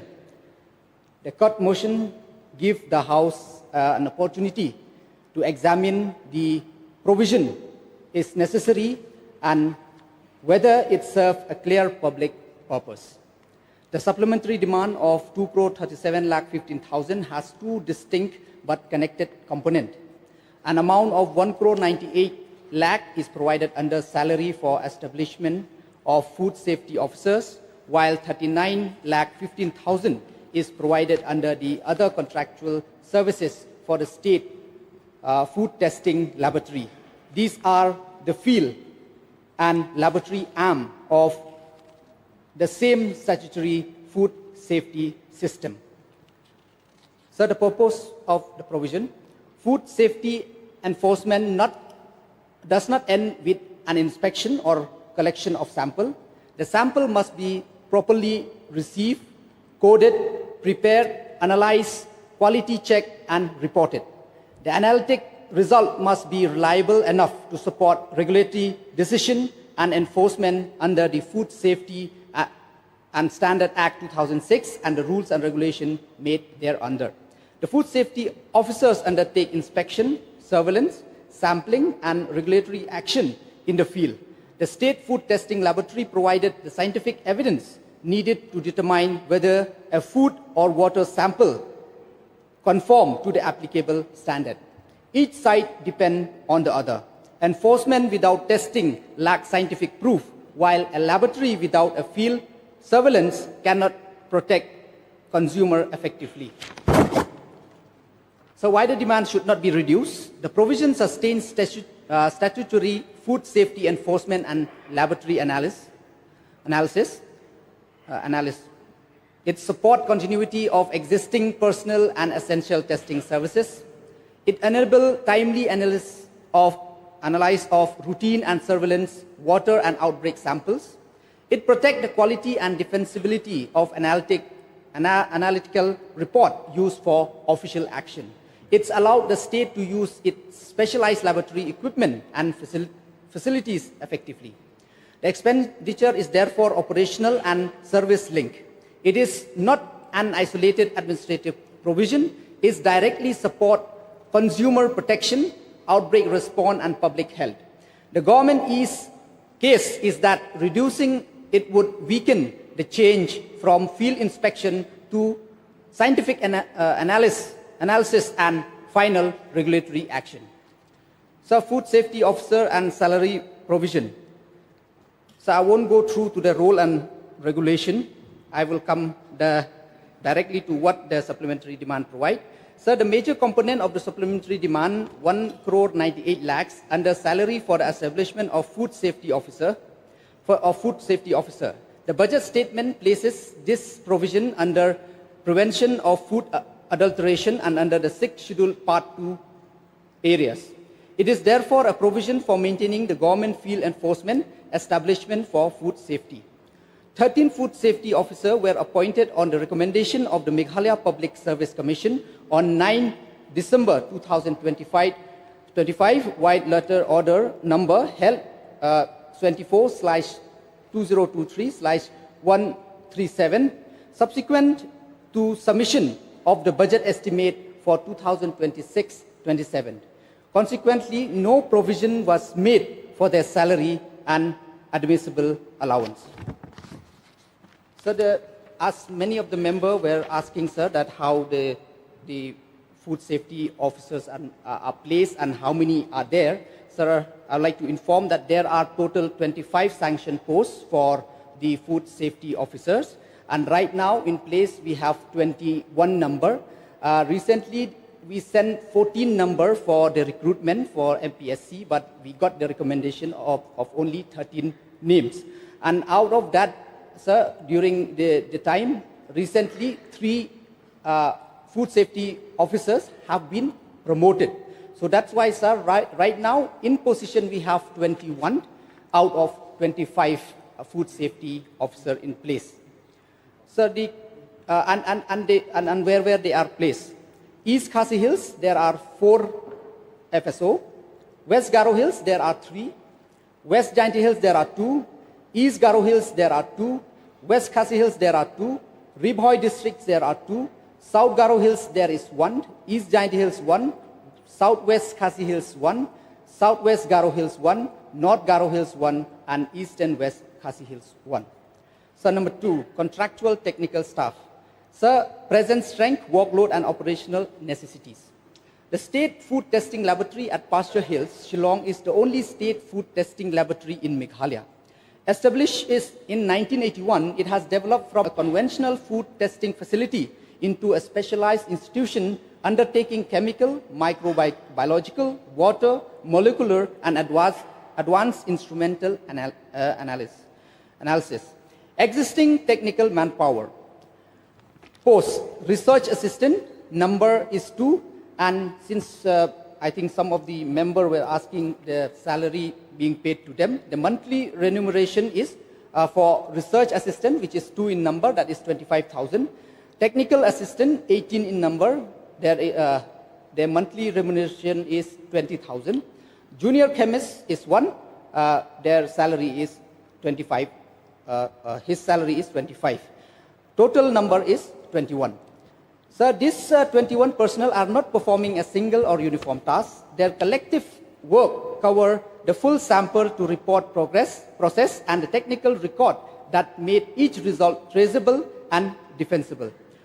Function performed by technical team.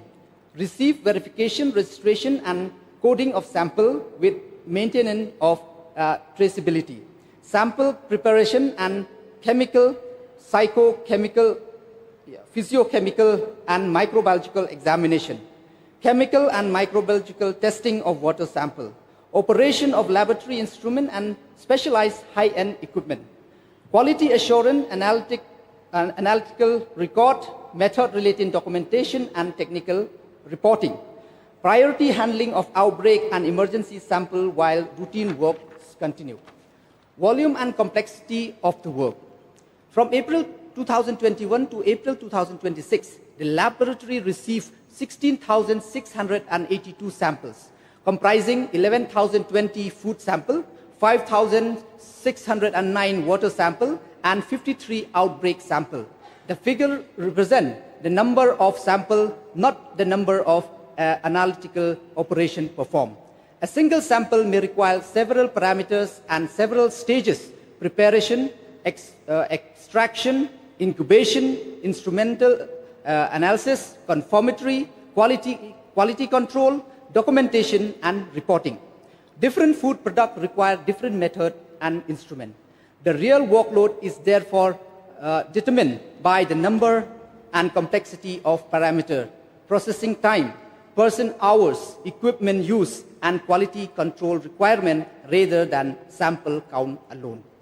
Continuous sample sample inflow also mean that new sample arrive while earlier sample are under preparation, incubation, extraction, instrumental analysis, or technical review.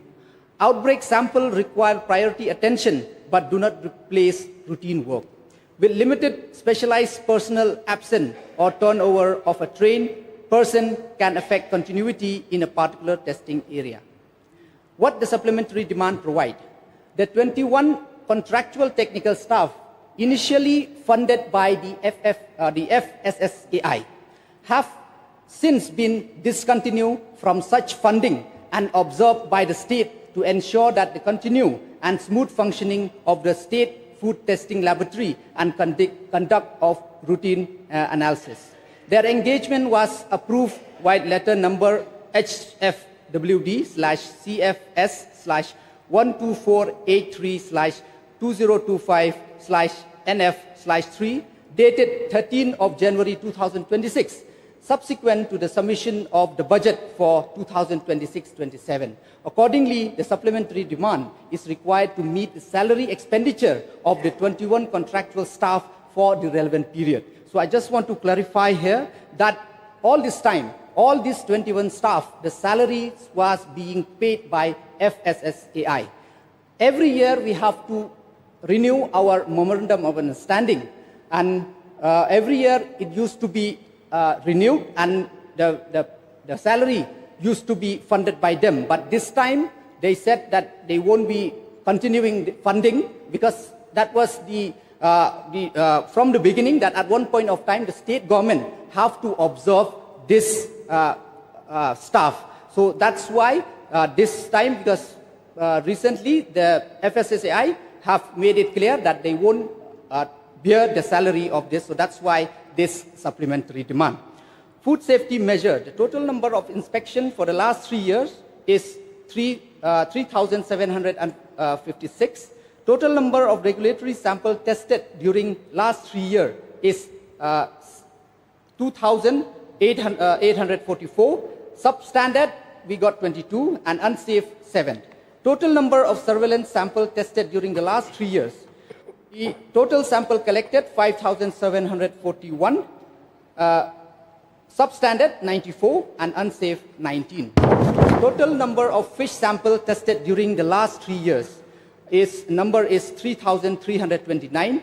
Number of fish sample found positive for formalin in 2023-24, it was 30, and the subsequent year there was none. And the action taken was storage, distribution, or sale of the imported fish, fresh fish, was prohibited for 15 days with effect of 8 June 2023. Surveillance drive for milk and milk product during the last 3 years. Number of analysis report received is 80. Non-conforming sample, nil. Surveillance drive for fresh food and vegetable during the last 3 years is 36. Number of analysis report received 10, and the non-conformity is none. Surveillance drive for meat and meat product, fish and fish product, and egg product during the last 3 years is 79. Non-conformity, none. Surveillance drive for food grain, including pulse like rice, wheat, oat, millet, lentil, green grams, extra, during the last 3 years. Number of food grain sample collected 141, non-conforming, none. Surveillance drive for confectionery product, including chocolate, during last 3 years. The number of sample collected is 72, and the non-conformity is nil. Sir, recruitment of 13 food safety officer. Sir, the Meghalaya Public Commission MPSC advertised the post of the food safety officer FSO wide advertisement number 02/2025 dated 8 April 2025. The written exam was conducted on 12 July 2025, followed by the personal interview on 29th and 30th of October 2025. And the 13 candidates were recommended for appointment through letter number MPSC/C/49/2025/10 dated 17 October 2025. Pursuant to the said recommendation of recommendation, the government appointed the 13 selected candidates as food safety officers, white order number 74/2023/137 dated 9 December 2025. So, sir, I just want to, since many of the members, I would just like to give even for the recruitment of this contractual staff, sir, we have followed a procedure, sir. We have called for advertisement in 2022. The interview was called in the 17th and 18th February, and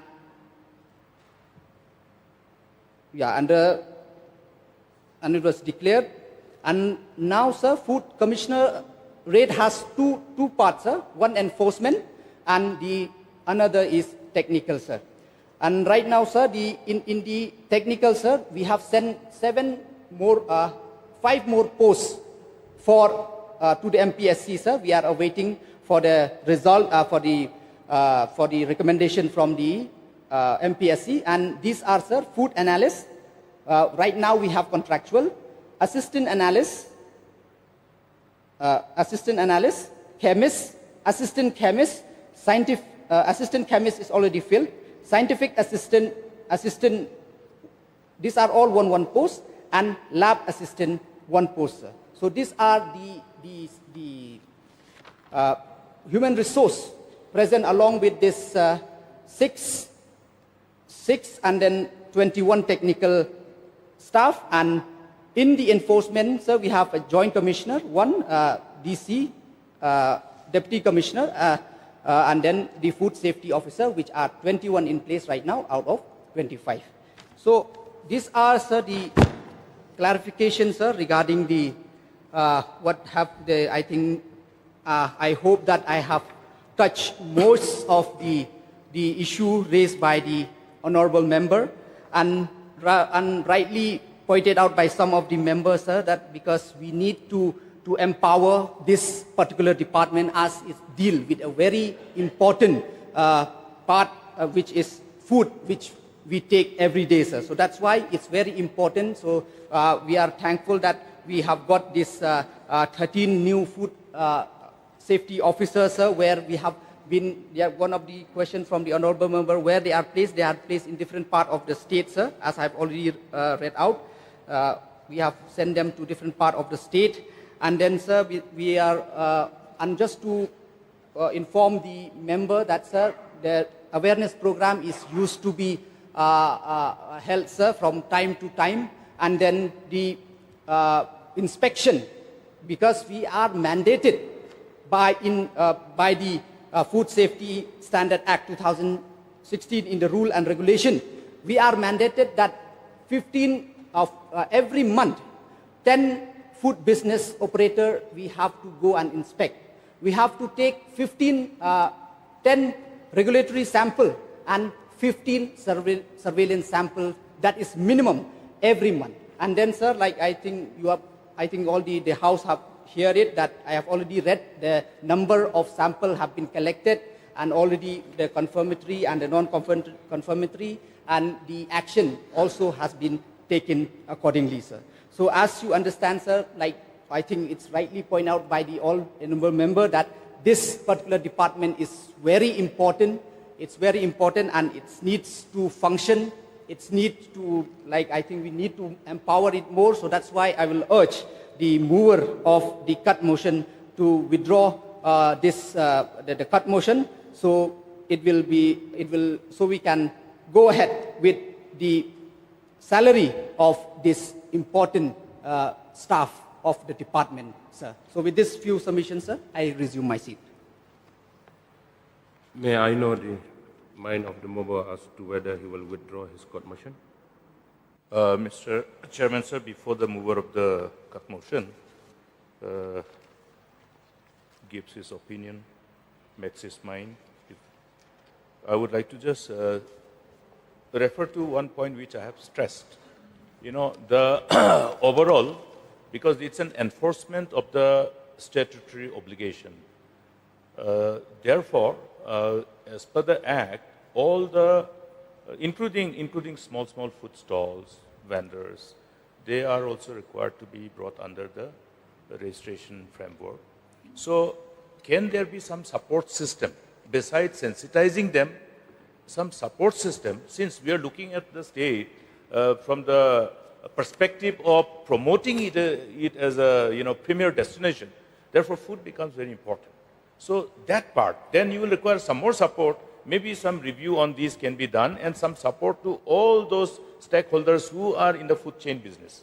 They can be given support for registering and licensing, and all the necessary support can be designed and formatted in such a way that it becomes more incentivized than a kind of inspectorate mechanism.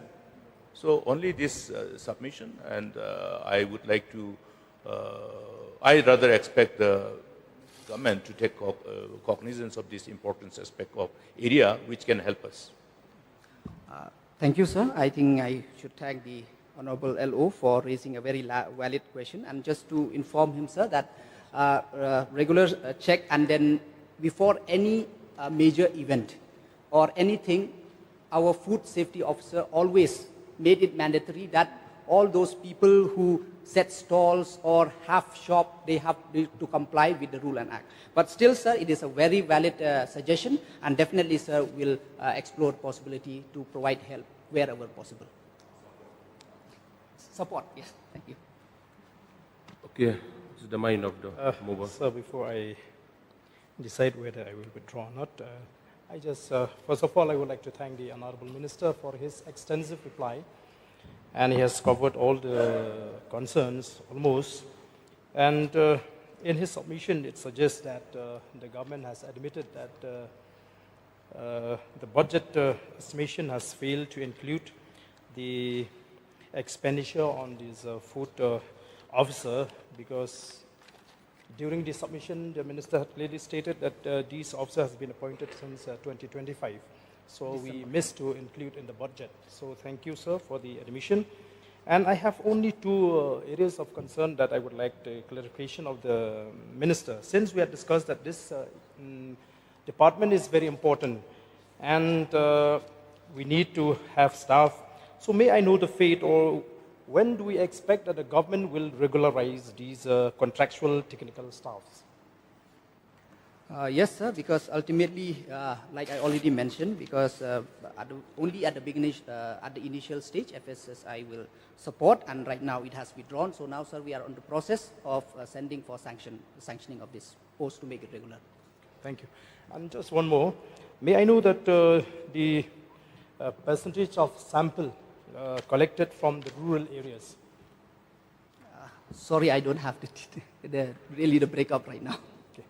So, sir, once again, I would like to thank the minister and for his explanation and his clarification. And with these few words, I beg leave to withdraw the cut motion.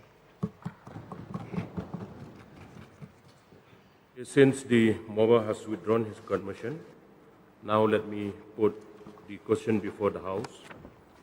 The question is that mover has the leave of the House to withdraw his cut motion. Those who are for the motion say aye. Aye. Those who are against say no. The ayes have it. The ayes have it. The cut motion has been withdrawn with the leave of the House. Now let me put the question before the House. The question is that grant number 8 be passed. Those who for the motion say aye. Those who are against say no. The ayes have it. The ayes have it. Grant number 8 is passed. We will now take up grant number 9. Shri Snyabaha Langdhar, Deputy Chief Minister in charge, to move, please. Mr. Chairman, sir, on the recommendation of the Governor, I beg, sir, to move that an additional amount of rupees 48 crore 46,29,733 be granted to the Minister in charge to defray certain charges which will come in the course of payment during the year ending 31st March 2027 for the administrations of the head 2216 housings, 2217 urban developments, 2552 northeastern areas, 4216 capital outlay on housings, 4217 capital outlay on urban developments, 4552 capital outlay on northeastern areas, and 6217 loan for urban developments. Motion move. Now there's one cut motion against this grant, jointly by Dr. Mukul Sangma, MLA and Leader of Opposition, Sri Adan Embasayumoy MLA, and Sri Bright Sirwell Marbanyang MLA. Any one of you may kindly move. Mr. Chairman, sir, I beg not to move.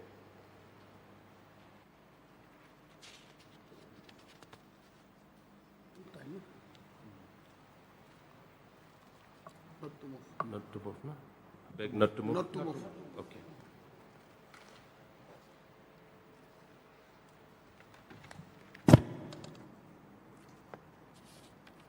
Since the mover not to move, now let me put the question before the House. The question is that mover has the leave of the House to withdraw this cut motion. Those who are for motion say aye. Those who are against say no. The ayes have it. The cut motion has been withdrawn with the leave of the House. Now let me put the question before the House. The question is that grant number 9 be passed. Those who are for the motion say aye. Aye. Those who are against say no. The ayes have it. The ayes have it, and grant number 9 is passed. We'll now take up grant number 10. Shri Conrad K. Sangma, Chief Minister, to move, please. Mr. Chairman, sir, on the recommendation of the Governor, I beg, sir, to move that an additional amount of 16 crores 27 lakhs 4,335 be granted to the Minister in charge to defray certain charges which will come in the course of payment during the year ending 31st of March 2027 for the administration of heads 2225, welfare of scheduled caste, scheduled tribes, other backward classes and minorities, 2235, social security and welfare, 2236, nutrition, 2552, northeastern areas, 4059, capital outlay on public works, 4235, capital outlay on social security and welfare, 4552, capital outlay on northeastern areas, 6225, loans for welfare of SC, ST and OBC.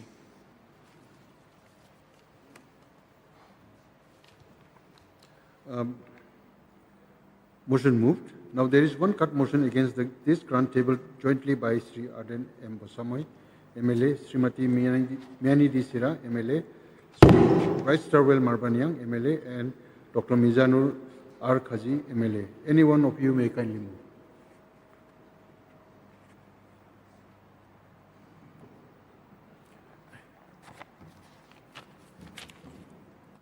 Mr. Speaker, sir, I beg not to move the cut motion.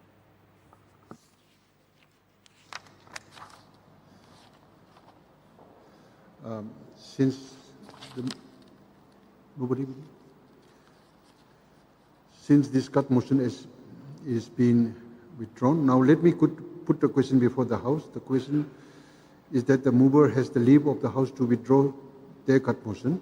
So those who are in motion for the motion say aye. Those who are against say no. The ayes have it, the ayes have it. The cut motion has been withdrawn with the leave of the House. Now let me put the question before the House. The question is that grant number 10 be passed. Those who are for the motion say aye. Those who are against say no. The ayes have it, the ayes have it. The grant number 10 is passed. Now we will take up grant number 11. Sri President Tungsong, Deputy Chief Minister in charge, to move, please. Mr. Speaker, sir, on the recommendation of the Governor, I beg, sir, to move that an additional amount of 197 crores 53 lakhs 55,865 be granted to Minister in charge to defray certain charges which will come in the course of payment during the year ending 31st March 2027 for the administration of the head 2225, welfare and scheduled caste, scheduled tribes, other backward classes and minorities, 2235 Social Security and Welfare, 2552 Northeastern Areas, 6225 Loans for Welfare of SC, ST and OBC. Sir.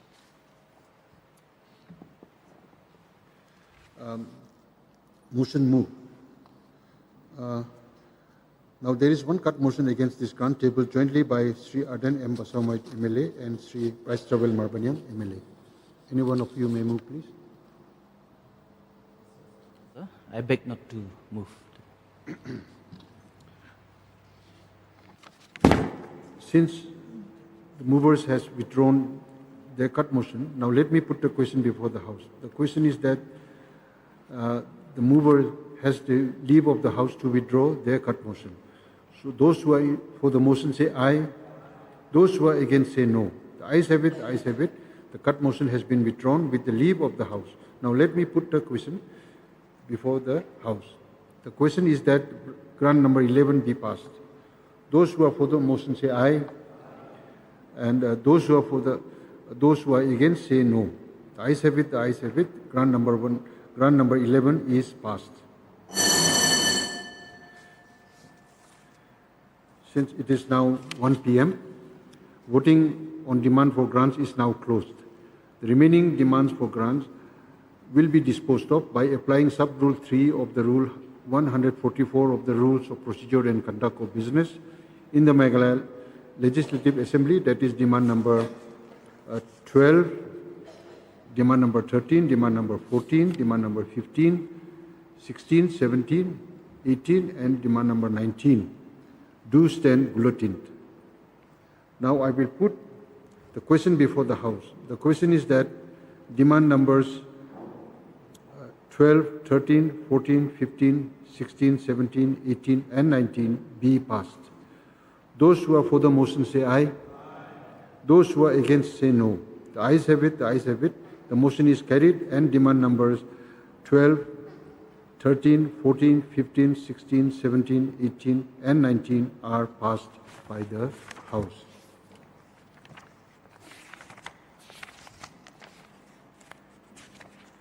Now we move on to the next item. Item number 3, appropriation number 3, Bill 2026. Let me read out the message from the Governor. Order dated 25th August 2026. In exercise of the powers conferred by Clause 1 of Article 207 of the Constitution of India, I, Sri C.H. Vijay Sankar, Governor of Meghalaya, hereby recommend to the Meghalaya Legislative Assembly the introduction of the Meghalaya Appropriation Number 3 Bill 2026, signed C.H. Vijay Sankar.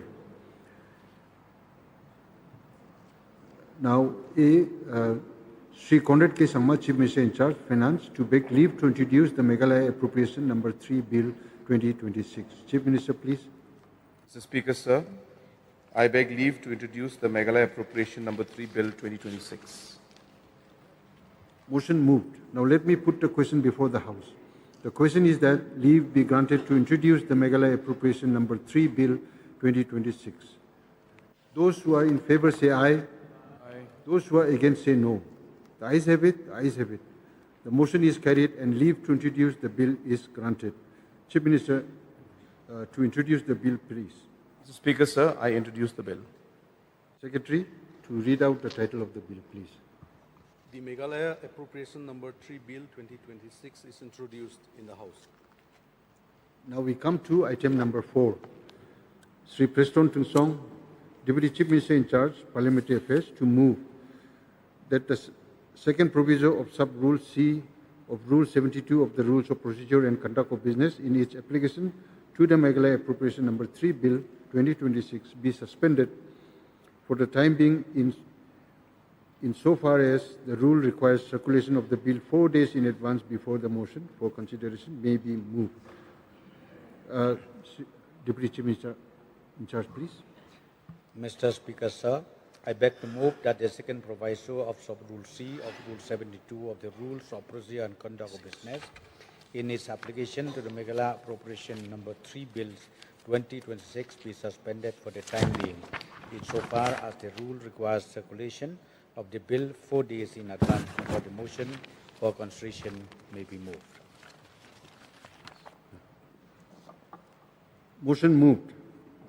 Now let me put the question before the House. The question is that the second proviso to sub-rule C of Rule 72 of the Rules of Procedure and Conduct of Business in its application to the Meghalaya Appropriation Number 3 Bill 2026 be suspended for the time being insofar as the rule requires circulation of the bill 4 days in advance before the motion for consideration may be adopted. Those who are for the motion say aye. Those who are against say no. The ayes have it, the ayes have it. The motion is carried and the motion for suspension of the Rule 72C of the Rules of Procedure and Conduct of Business is adopted. Now we come to next item. Let me read out the message from the Governor. Order dated 25th August 2026. In exercise of the powers conferred by the Clause 3 of the Article 207 of the Constitution of India, I, Sri C.H. Vijayasankar, Governor of Meghalaya, hereby recommend to the Meghalaya Legislative Assembly the consideration and passing of the Meghalaya Appropriation Number 3 Bill 2026. Sri Conrad K. Sangma, Chief Minister in charge, Finance, to move that the Meghalaya Appropriation Number 3 Bill 2026 be taken into consideration. Chief Minister, please. Mr. Speaker, sir, I beg to move that the Meghalaya Appropriation Number 3 Bill 2026 be taken into consideration. Motion moved. I will now put the question before the House. The question is that the bill be taken into consideration. Those who are in favor say aye. Aye. Those who are against say no. The ayes have it, the ayes have it. And the motion is carried. Motion for consideration is adopted. Now we come to next item. Sri Conrad K. Sangma, Chief Minister in charge, Finance, to move that the Meghalaya Appropriation Number 3 Bill 2026 be passed. Chief Minister, please.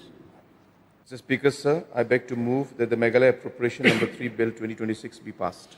Motion moved. Now let me put the question before the House. The question is that the Meghalaya Appropriation Number 3 Bill 2026 be passed. Those who are for the motion say aye. Aye. Those who are against say no. The ayes have it, the ayes have it. And the motion is carried and the Meghalaya Appropriation Number 3 Bill 2026 is passed. Mr. Speaker, sir, point of order under Rule 300 of the Rules of Procedure and Conduct of Business. And I would like to specifically draw the attention of this August House under Rule 55 of the Rules of Procedure and Conduct of Business. In view of, today is the last day of the session.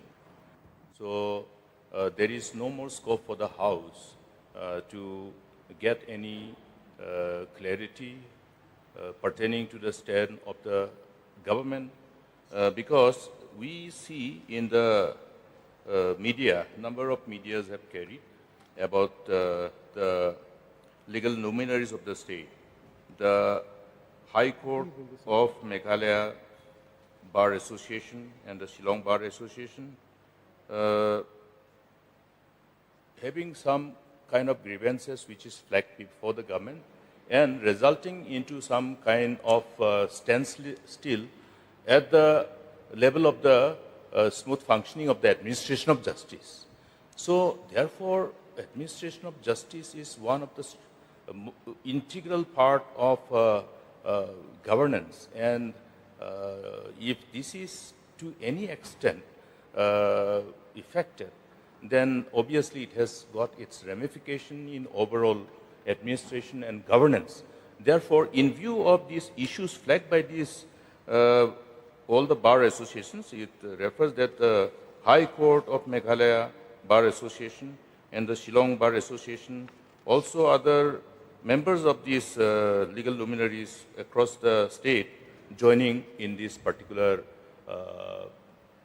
rather coming together to draw the attention of the government pertaining to their demands and to resolve the grievances. So it is a convention and practice and expected from the government that when such issues do confront the state, then if the House is in session, under Rule 55, we usually are given kind of information about the situation and situation leading to such situation, also the stand of the government. So may I therefore request through you, Mr. Speaker, sir, that at least the House may be enlightened about the situation and how the state is, how the government is going to address this concern. You wish to reply on this? Sir, there are matters of course, great importance where the statements are laid. But as I said in this particular matter, yes, it is of importance, sir. The opposition also had the option of raising it through different zero-hour notices and everything, sir. And at the same time, sir, also the matter that is currently there, the matter is sub judice. There are cases that are going on in High Court. So it would be inappropriate for us to anyway make a statement. But as I said, sir, the House discusses many things, and in many ways we are able to take out. Last time I had mentioned about the law and order, I did a statement because that was of great importance. This also is important, sir, but as I said, the matter is sub judice. So therefore, sir, we have not made any statements. Mr. Speaker, sir, sub judice in what way? Because the way the media has carried the story, it doesn't look like sub judice. So may the House be given that clarity.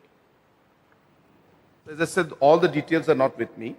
I do remember that about 3 days back, there was a question or there was something that was supposed to come up. And at that point in time, I categorically remember I was informed that the matter is sub judice. I don't have the details with me right now, sir. So for that, I will require notice, sir.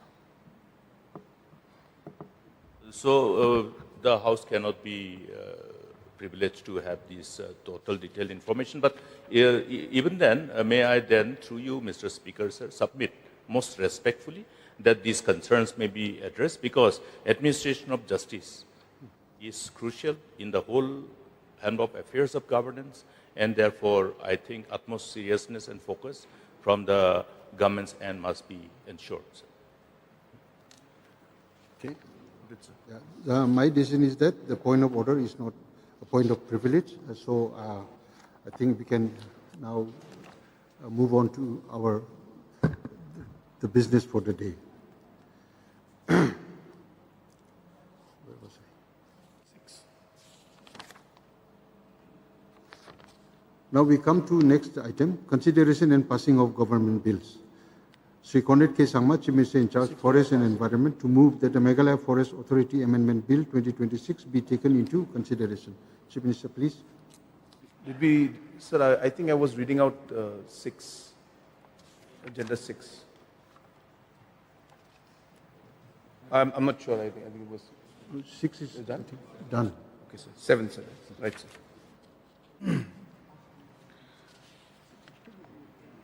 Mr. Speaker, sir, I beg to move that the Meghalaya Forest Authority Amendment Bill 2026 be taken into consideration. Motion moved. Now I will put the question before the House. The question is that the bill be taken into consideration. Those who are in favor say aye. Aye. Those who are against say no. The ayes have it, the ayes have it, and the motion for consideration is adopted. Now we come to item number 8. Sri Conrad K. Sangma, Chief Minister in charge, Forest and Environment, to move that the Meghalaya Forest Authority Amendment Bill 2026 be passed. Chief Minister, please. Mr. Speaker, sir, I beg to move that the Meghalaya Forest Authority Amendment Bill 2026 be passed. Motion moved. Now let me put the question before the House. The question is that the Meghalaya Forest Authority Amendment Bill 2026 be passed. Those who are for the motion say aye. Aye. Those who are against say no. The ayes have it, the ayes have it. The motion is carried and the Meghalaya Forest Authority Amendment Bill 2026 is passed. Now we come to the next item, item number 9. Sri Conrad K. Sangma, Chief Minister in charge, to move that the Meghalaya Money Lenders and Accredited Loans Providers Bill 2026 be taken into consideration. Chief Minister, please. Mr. Speaker, sir, I beg to move that the Meghalaya Money Lenders and Accredited Loan Providers Bill 2026 be taken into consideration. Motion moved. I will now put the question before the House. The question is that the bill be taken into consideration. Those who are in favor say aye. Aye. Those who are against say no. The ayes have it, the ayes have it. And the motion is for consideration is adopted. Now we come to next item number 10. Sri Conrad K. Sangma, Chief Minister in charge, Finance, to move that the Meghalaya Money Lenders and Accredited Loan Providers Bill 2026 be passed. Chief Minister, please. Mr. Speaker, sir, I beg to move that the Meghalaya Money Lenders and Accredited Loan Providers Bill 2026 be passed. Motion moved. Now let me put the question before the House. The question is that Meghalaya Money Lenders and Accredited Loan Providers Bill 2026 be passed. Those who are for the motion say aye. Aye. Those who are against say no. The ayes have it, the ayes have it. The motion is carried and the Meghalaya Money Lenders and Accredited Loan Providers Bill 2026 is passed. Now we come to next item number 11. Sri Conrad K. Sangma, Chief Minister in charge, Personnel and Administrative Reforms, to move that the Meghalaya Right to Public Services Amendment Bill 2026 be taken into consideration. Chief Minister, please. Mr. Speaker, sir, I beg to move that the Meghalaya Right to Public Services Amendment Bill 2026 be taken into consideration. Motion moved. I will now put the question before the House. The question is that the bill be taken into consideration. Those who are in the favor say aye. Aye. Those who are against say no. The ayes have it, the ayes have it. The motion is for consideration is adopted. Now we come to item number 12.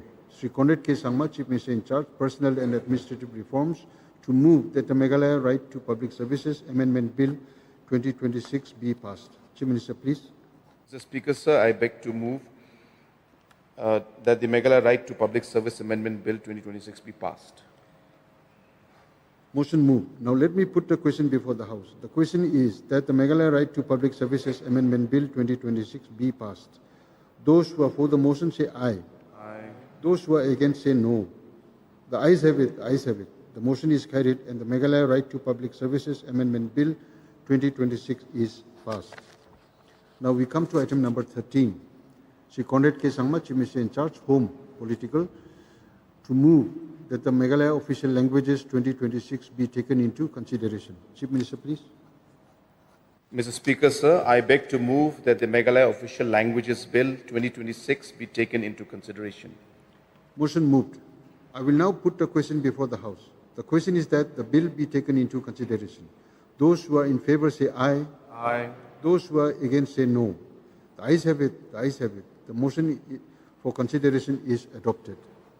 Now we come to item number 14. Sri Conrad K. Sangma, Chief Minister in charge, Home, Political, to move that the Meghalaya Official Languages 2026 be passed.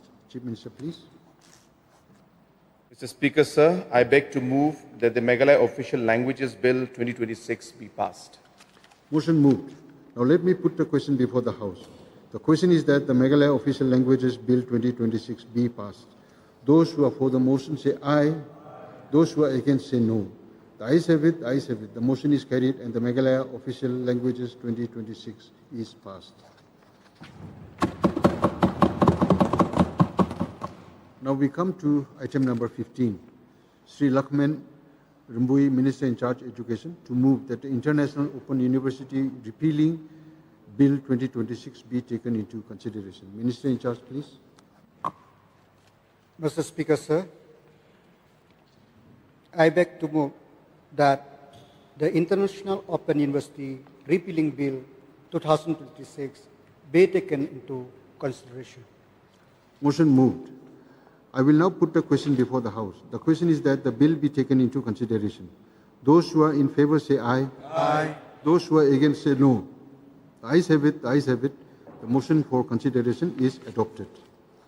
Now we come to item number 16. Sri Lakshman Rambui, Minister in charge Education, to move that the International Open University Repealing Bill 2026 be passed. Minister in charge, please.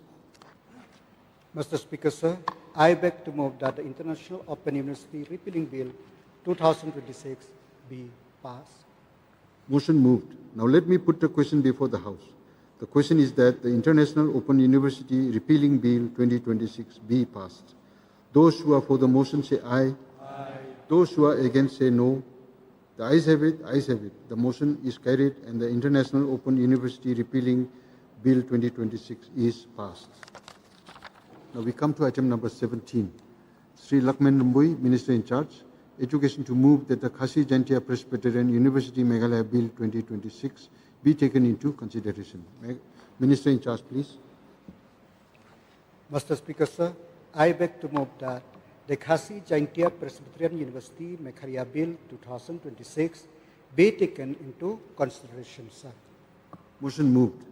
I will now put the question before the House. The question is that the bill be taken into consideration. Those who are in favor say aye. Aye. Those who are against say no. The ayes have it. The ayes have it. The motion for consideration is adopted. Now we come to item number 18. Sri Lakshman Rambui, Minister in charge of Education, to move that the Khasi Jantia Presbyterian University Meghalaya Bill 2026 be passed. Minister in charge, please. Mr. Speaker, sir, I beg to move that the Khasi Jaintia Presbyterian University Meghalaya Bill 2026 be passed. Motion moved. Now let me put the question before the House. The question is that the Khasi Jantia Presbyterian University Meghalaya Bill 2026 be passed. Those who are for the motion say aye. Aye. Those who are against say no. The ayes have it. The ayes have it. The motion is carried and the Khasi Jantia Presbyterian University Meghalaya Bill 2026 is passed. Now we come to item number 19. Sri Lakshman Rambui, Minister in charge, Education, to move that the Sister Nivedita University Meghalaya Bill 2026 be taken into consideration. Minister in charge, please. Mr. Speaker, sir, I beg to move that the Sister Nivedita University Meghalaya Bill 2026 be taken into consideration, sir. Motion moved. I will now put the question before the House. The question is that the bill be taken into consideration. Those who are in favor say aye. Aye. Those who are against say no. The ayes have it. The ayes have it. The motion for consideration is adopted. Now we come to item number 20. Sri Lakshman Rambui, Minister in charge, Education, to move that the Sister Nivedita University Meghalaya Bill 2026 be passed. Minister in charge, please. Mr. Speaker, sir, I beg to move that Sister Nivedita University Meghalaya Bill 2026 be passed. Motion moved. Now let me put the question before the House. The question is that the Sister Nivedita University Meghalaya Bill 2026 be passed. Those who are for the motion say aye. Aye. Those who are against say no. The ayes have it. The ayes have it. The motion is carried and Sister Nivedita University Meghalaya Bill 2026 is passed. Now we come to item number 21. Sri Lakshman Rambui, Minister in charge, Education, to move that the Mahatma Gandhi University Amendment Bill 2026 be taken into consideration. Minister in charge, please. Mr. Speaker, sir, I beg to move that the Mahatma Gandhi University Amendment Bill 2026 be taken into consideration, sir. Motion moved. I will now put the question before the House. The question is that the bill be taken into consideration. Those who are in favor say aye. Aye. Those who are against say no. The ayes have it. The ayes have it. And the motion for consideration is adopted. Now we come to item number 22. Sri Lakshman Rambui, Minister in charge, Education, to move that the Mahatma Gandhi University Amendment Bill 2026 be passed. Minister in charge, please. Mr. Speaker, sir, I beg to move that the Mahatma Gandhi University Amendment Bill 2026 be passed, sir. Motion moved. Now let me put the question before the House. The question is that the Mahatma Gandhi University Amendment Bill 2026 be passed. Those who are for the motion say aye. Aye. Those who are against say no. The ayes have it. The ayes have it. The motion is carried and the Mahatma Gandhi University Amendment Bill 2026 is passed. Now we come to item number 23. Sri Lakshman Rambui, Minister in charge, Education, to move that the Martin Luther Christian University Amendment Bill 2026 be taken into consideration. Minister in charge, please. Mr. Speaker, sir, I beg to move that the Martin Luther Christian University Amendment Bill 2026 be taken into consideration, sir. Motion moved. Now I will put the question before the House. The question is that the bill be taken into consideration. Those who are in favor say aye. Aye. Those who are against say no. The ayes have it. The ayes have it. And the motion for consideration is adopted. Now we come to item number 24. Sri Lakshman Rambui, Minister in charge, Education, to move that the Martin Luther Christian University Amendment Bill 2026 be passed. Minister in charge, please. Mr. Speaker, sir, I beg to move that the Martin Luther Christian University Amendment Bill 2026 be passed, sir. Motion moved. Now let me put the question before the House. The question is that the Martin Luther Christian University Amendment Bill 2026 be passed.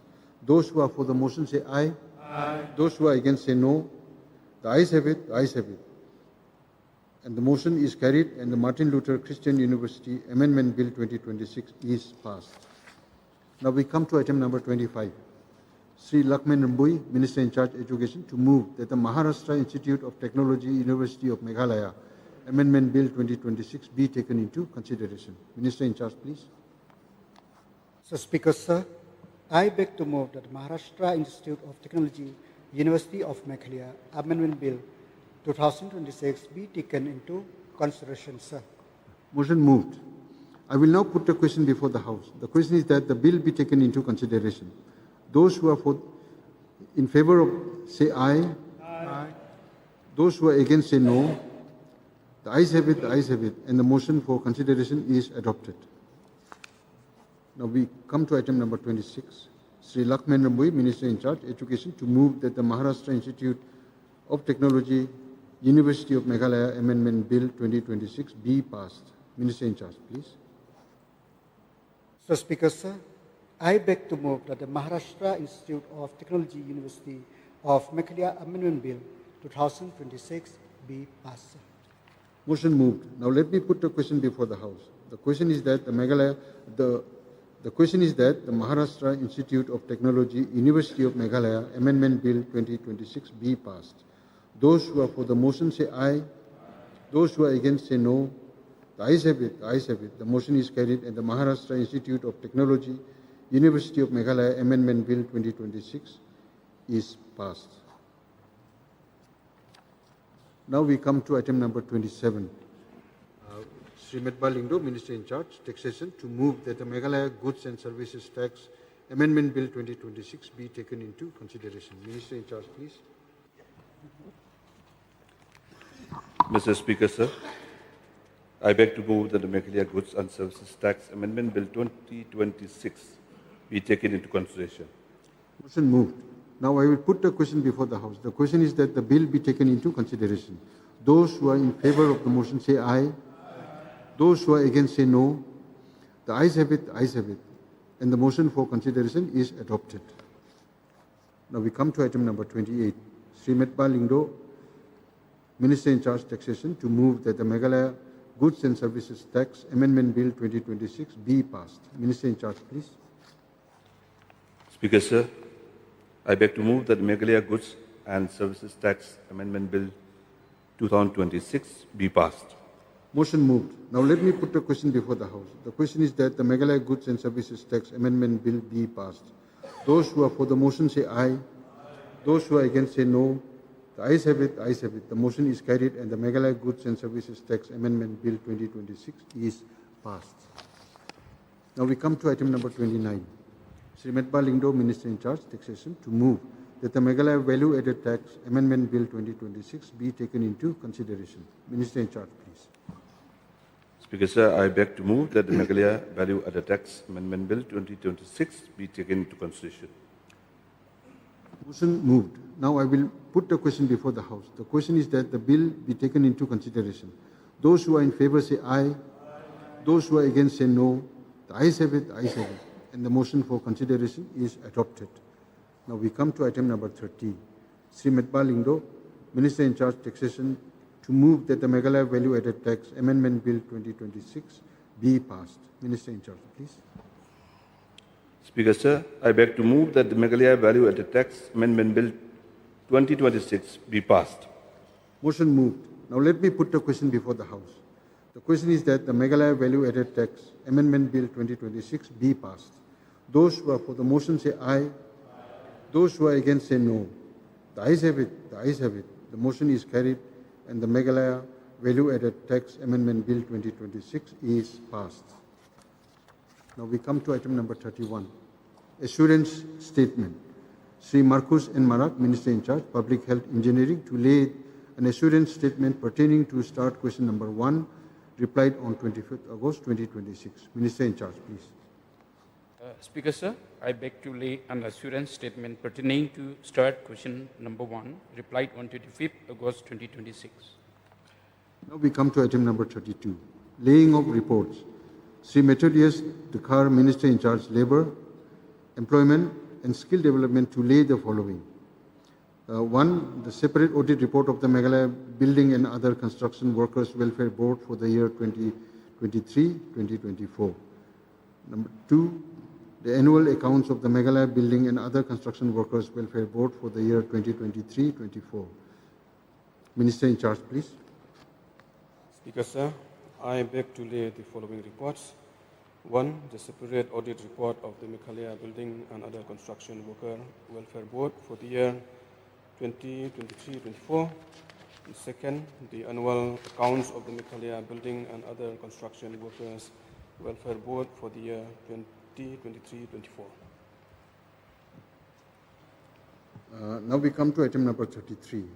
Sri Conrad K. Sangmachi, Minister in charge, Planning, Investment, Promotion and Sustainable Development, to lay the annual report of the Meghalaya Basin Management Agency for the year 2023-2024. Chief Minister, please. Mr. Speaker, sir, I beg to lay the annual report of the Meghalaya Basin Management Agency for the year 2023-24. Now we come to item number 34. Sri Conrad K. Sangmachi, Minister in charge, Finance, to lay the following. A. Report number 1 of 2026 of the Controller and Auditor General of India on state finances for the year 2024-25. B. Report number 2 of 2026 of the Controller and Auditor General of India on state revenues for the year ended March 2024. Chief Minister, please. Mr. Speaker, sir, I beg to lay the following.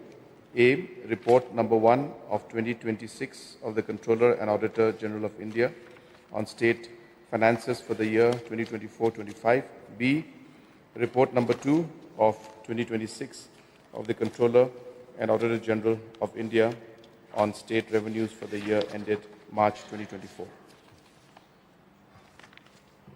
Now item number 35. Prorogation, adjournments, sine die. Before I adjourn the House, let me read out a message of prorogation from the Governor. Order, in exercise of the powers conferred by Clause 2A of Article 174 of the Constitution of India, I, C.H. Vijay Shankar, Governor of Meghalaya, hereby prorogue the Meghalaya Legislative Assembly at the conclusion of its sitting on 28 August 2026. Signed, C.H. Vijay Shankar.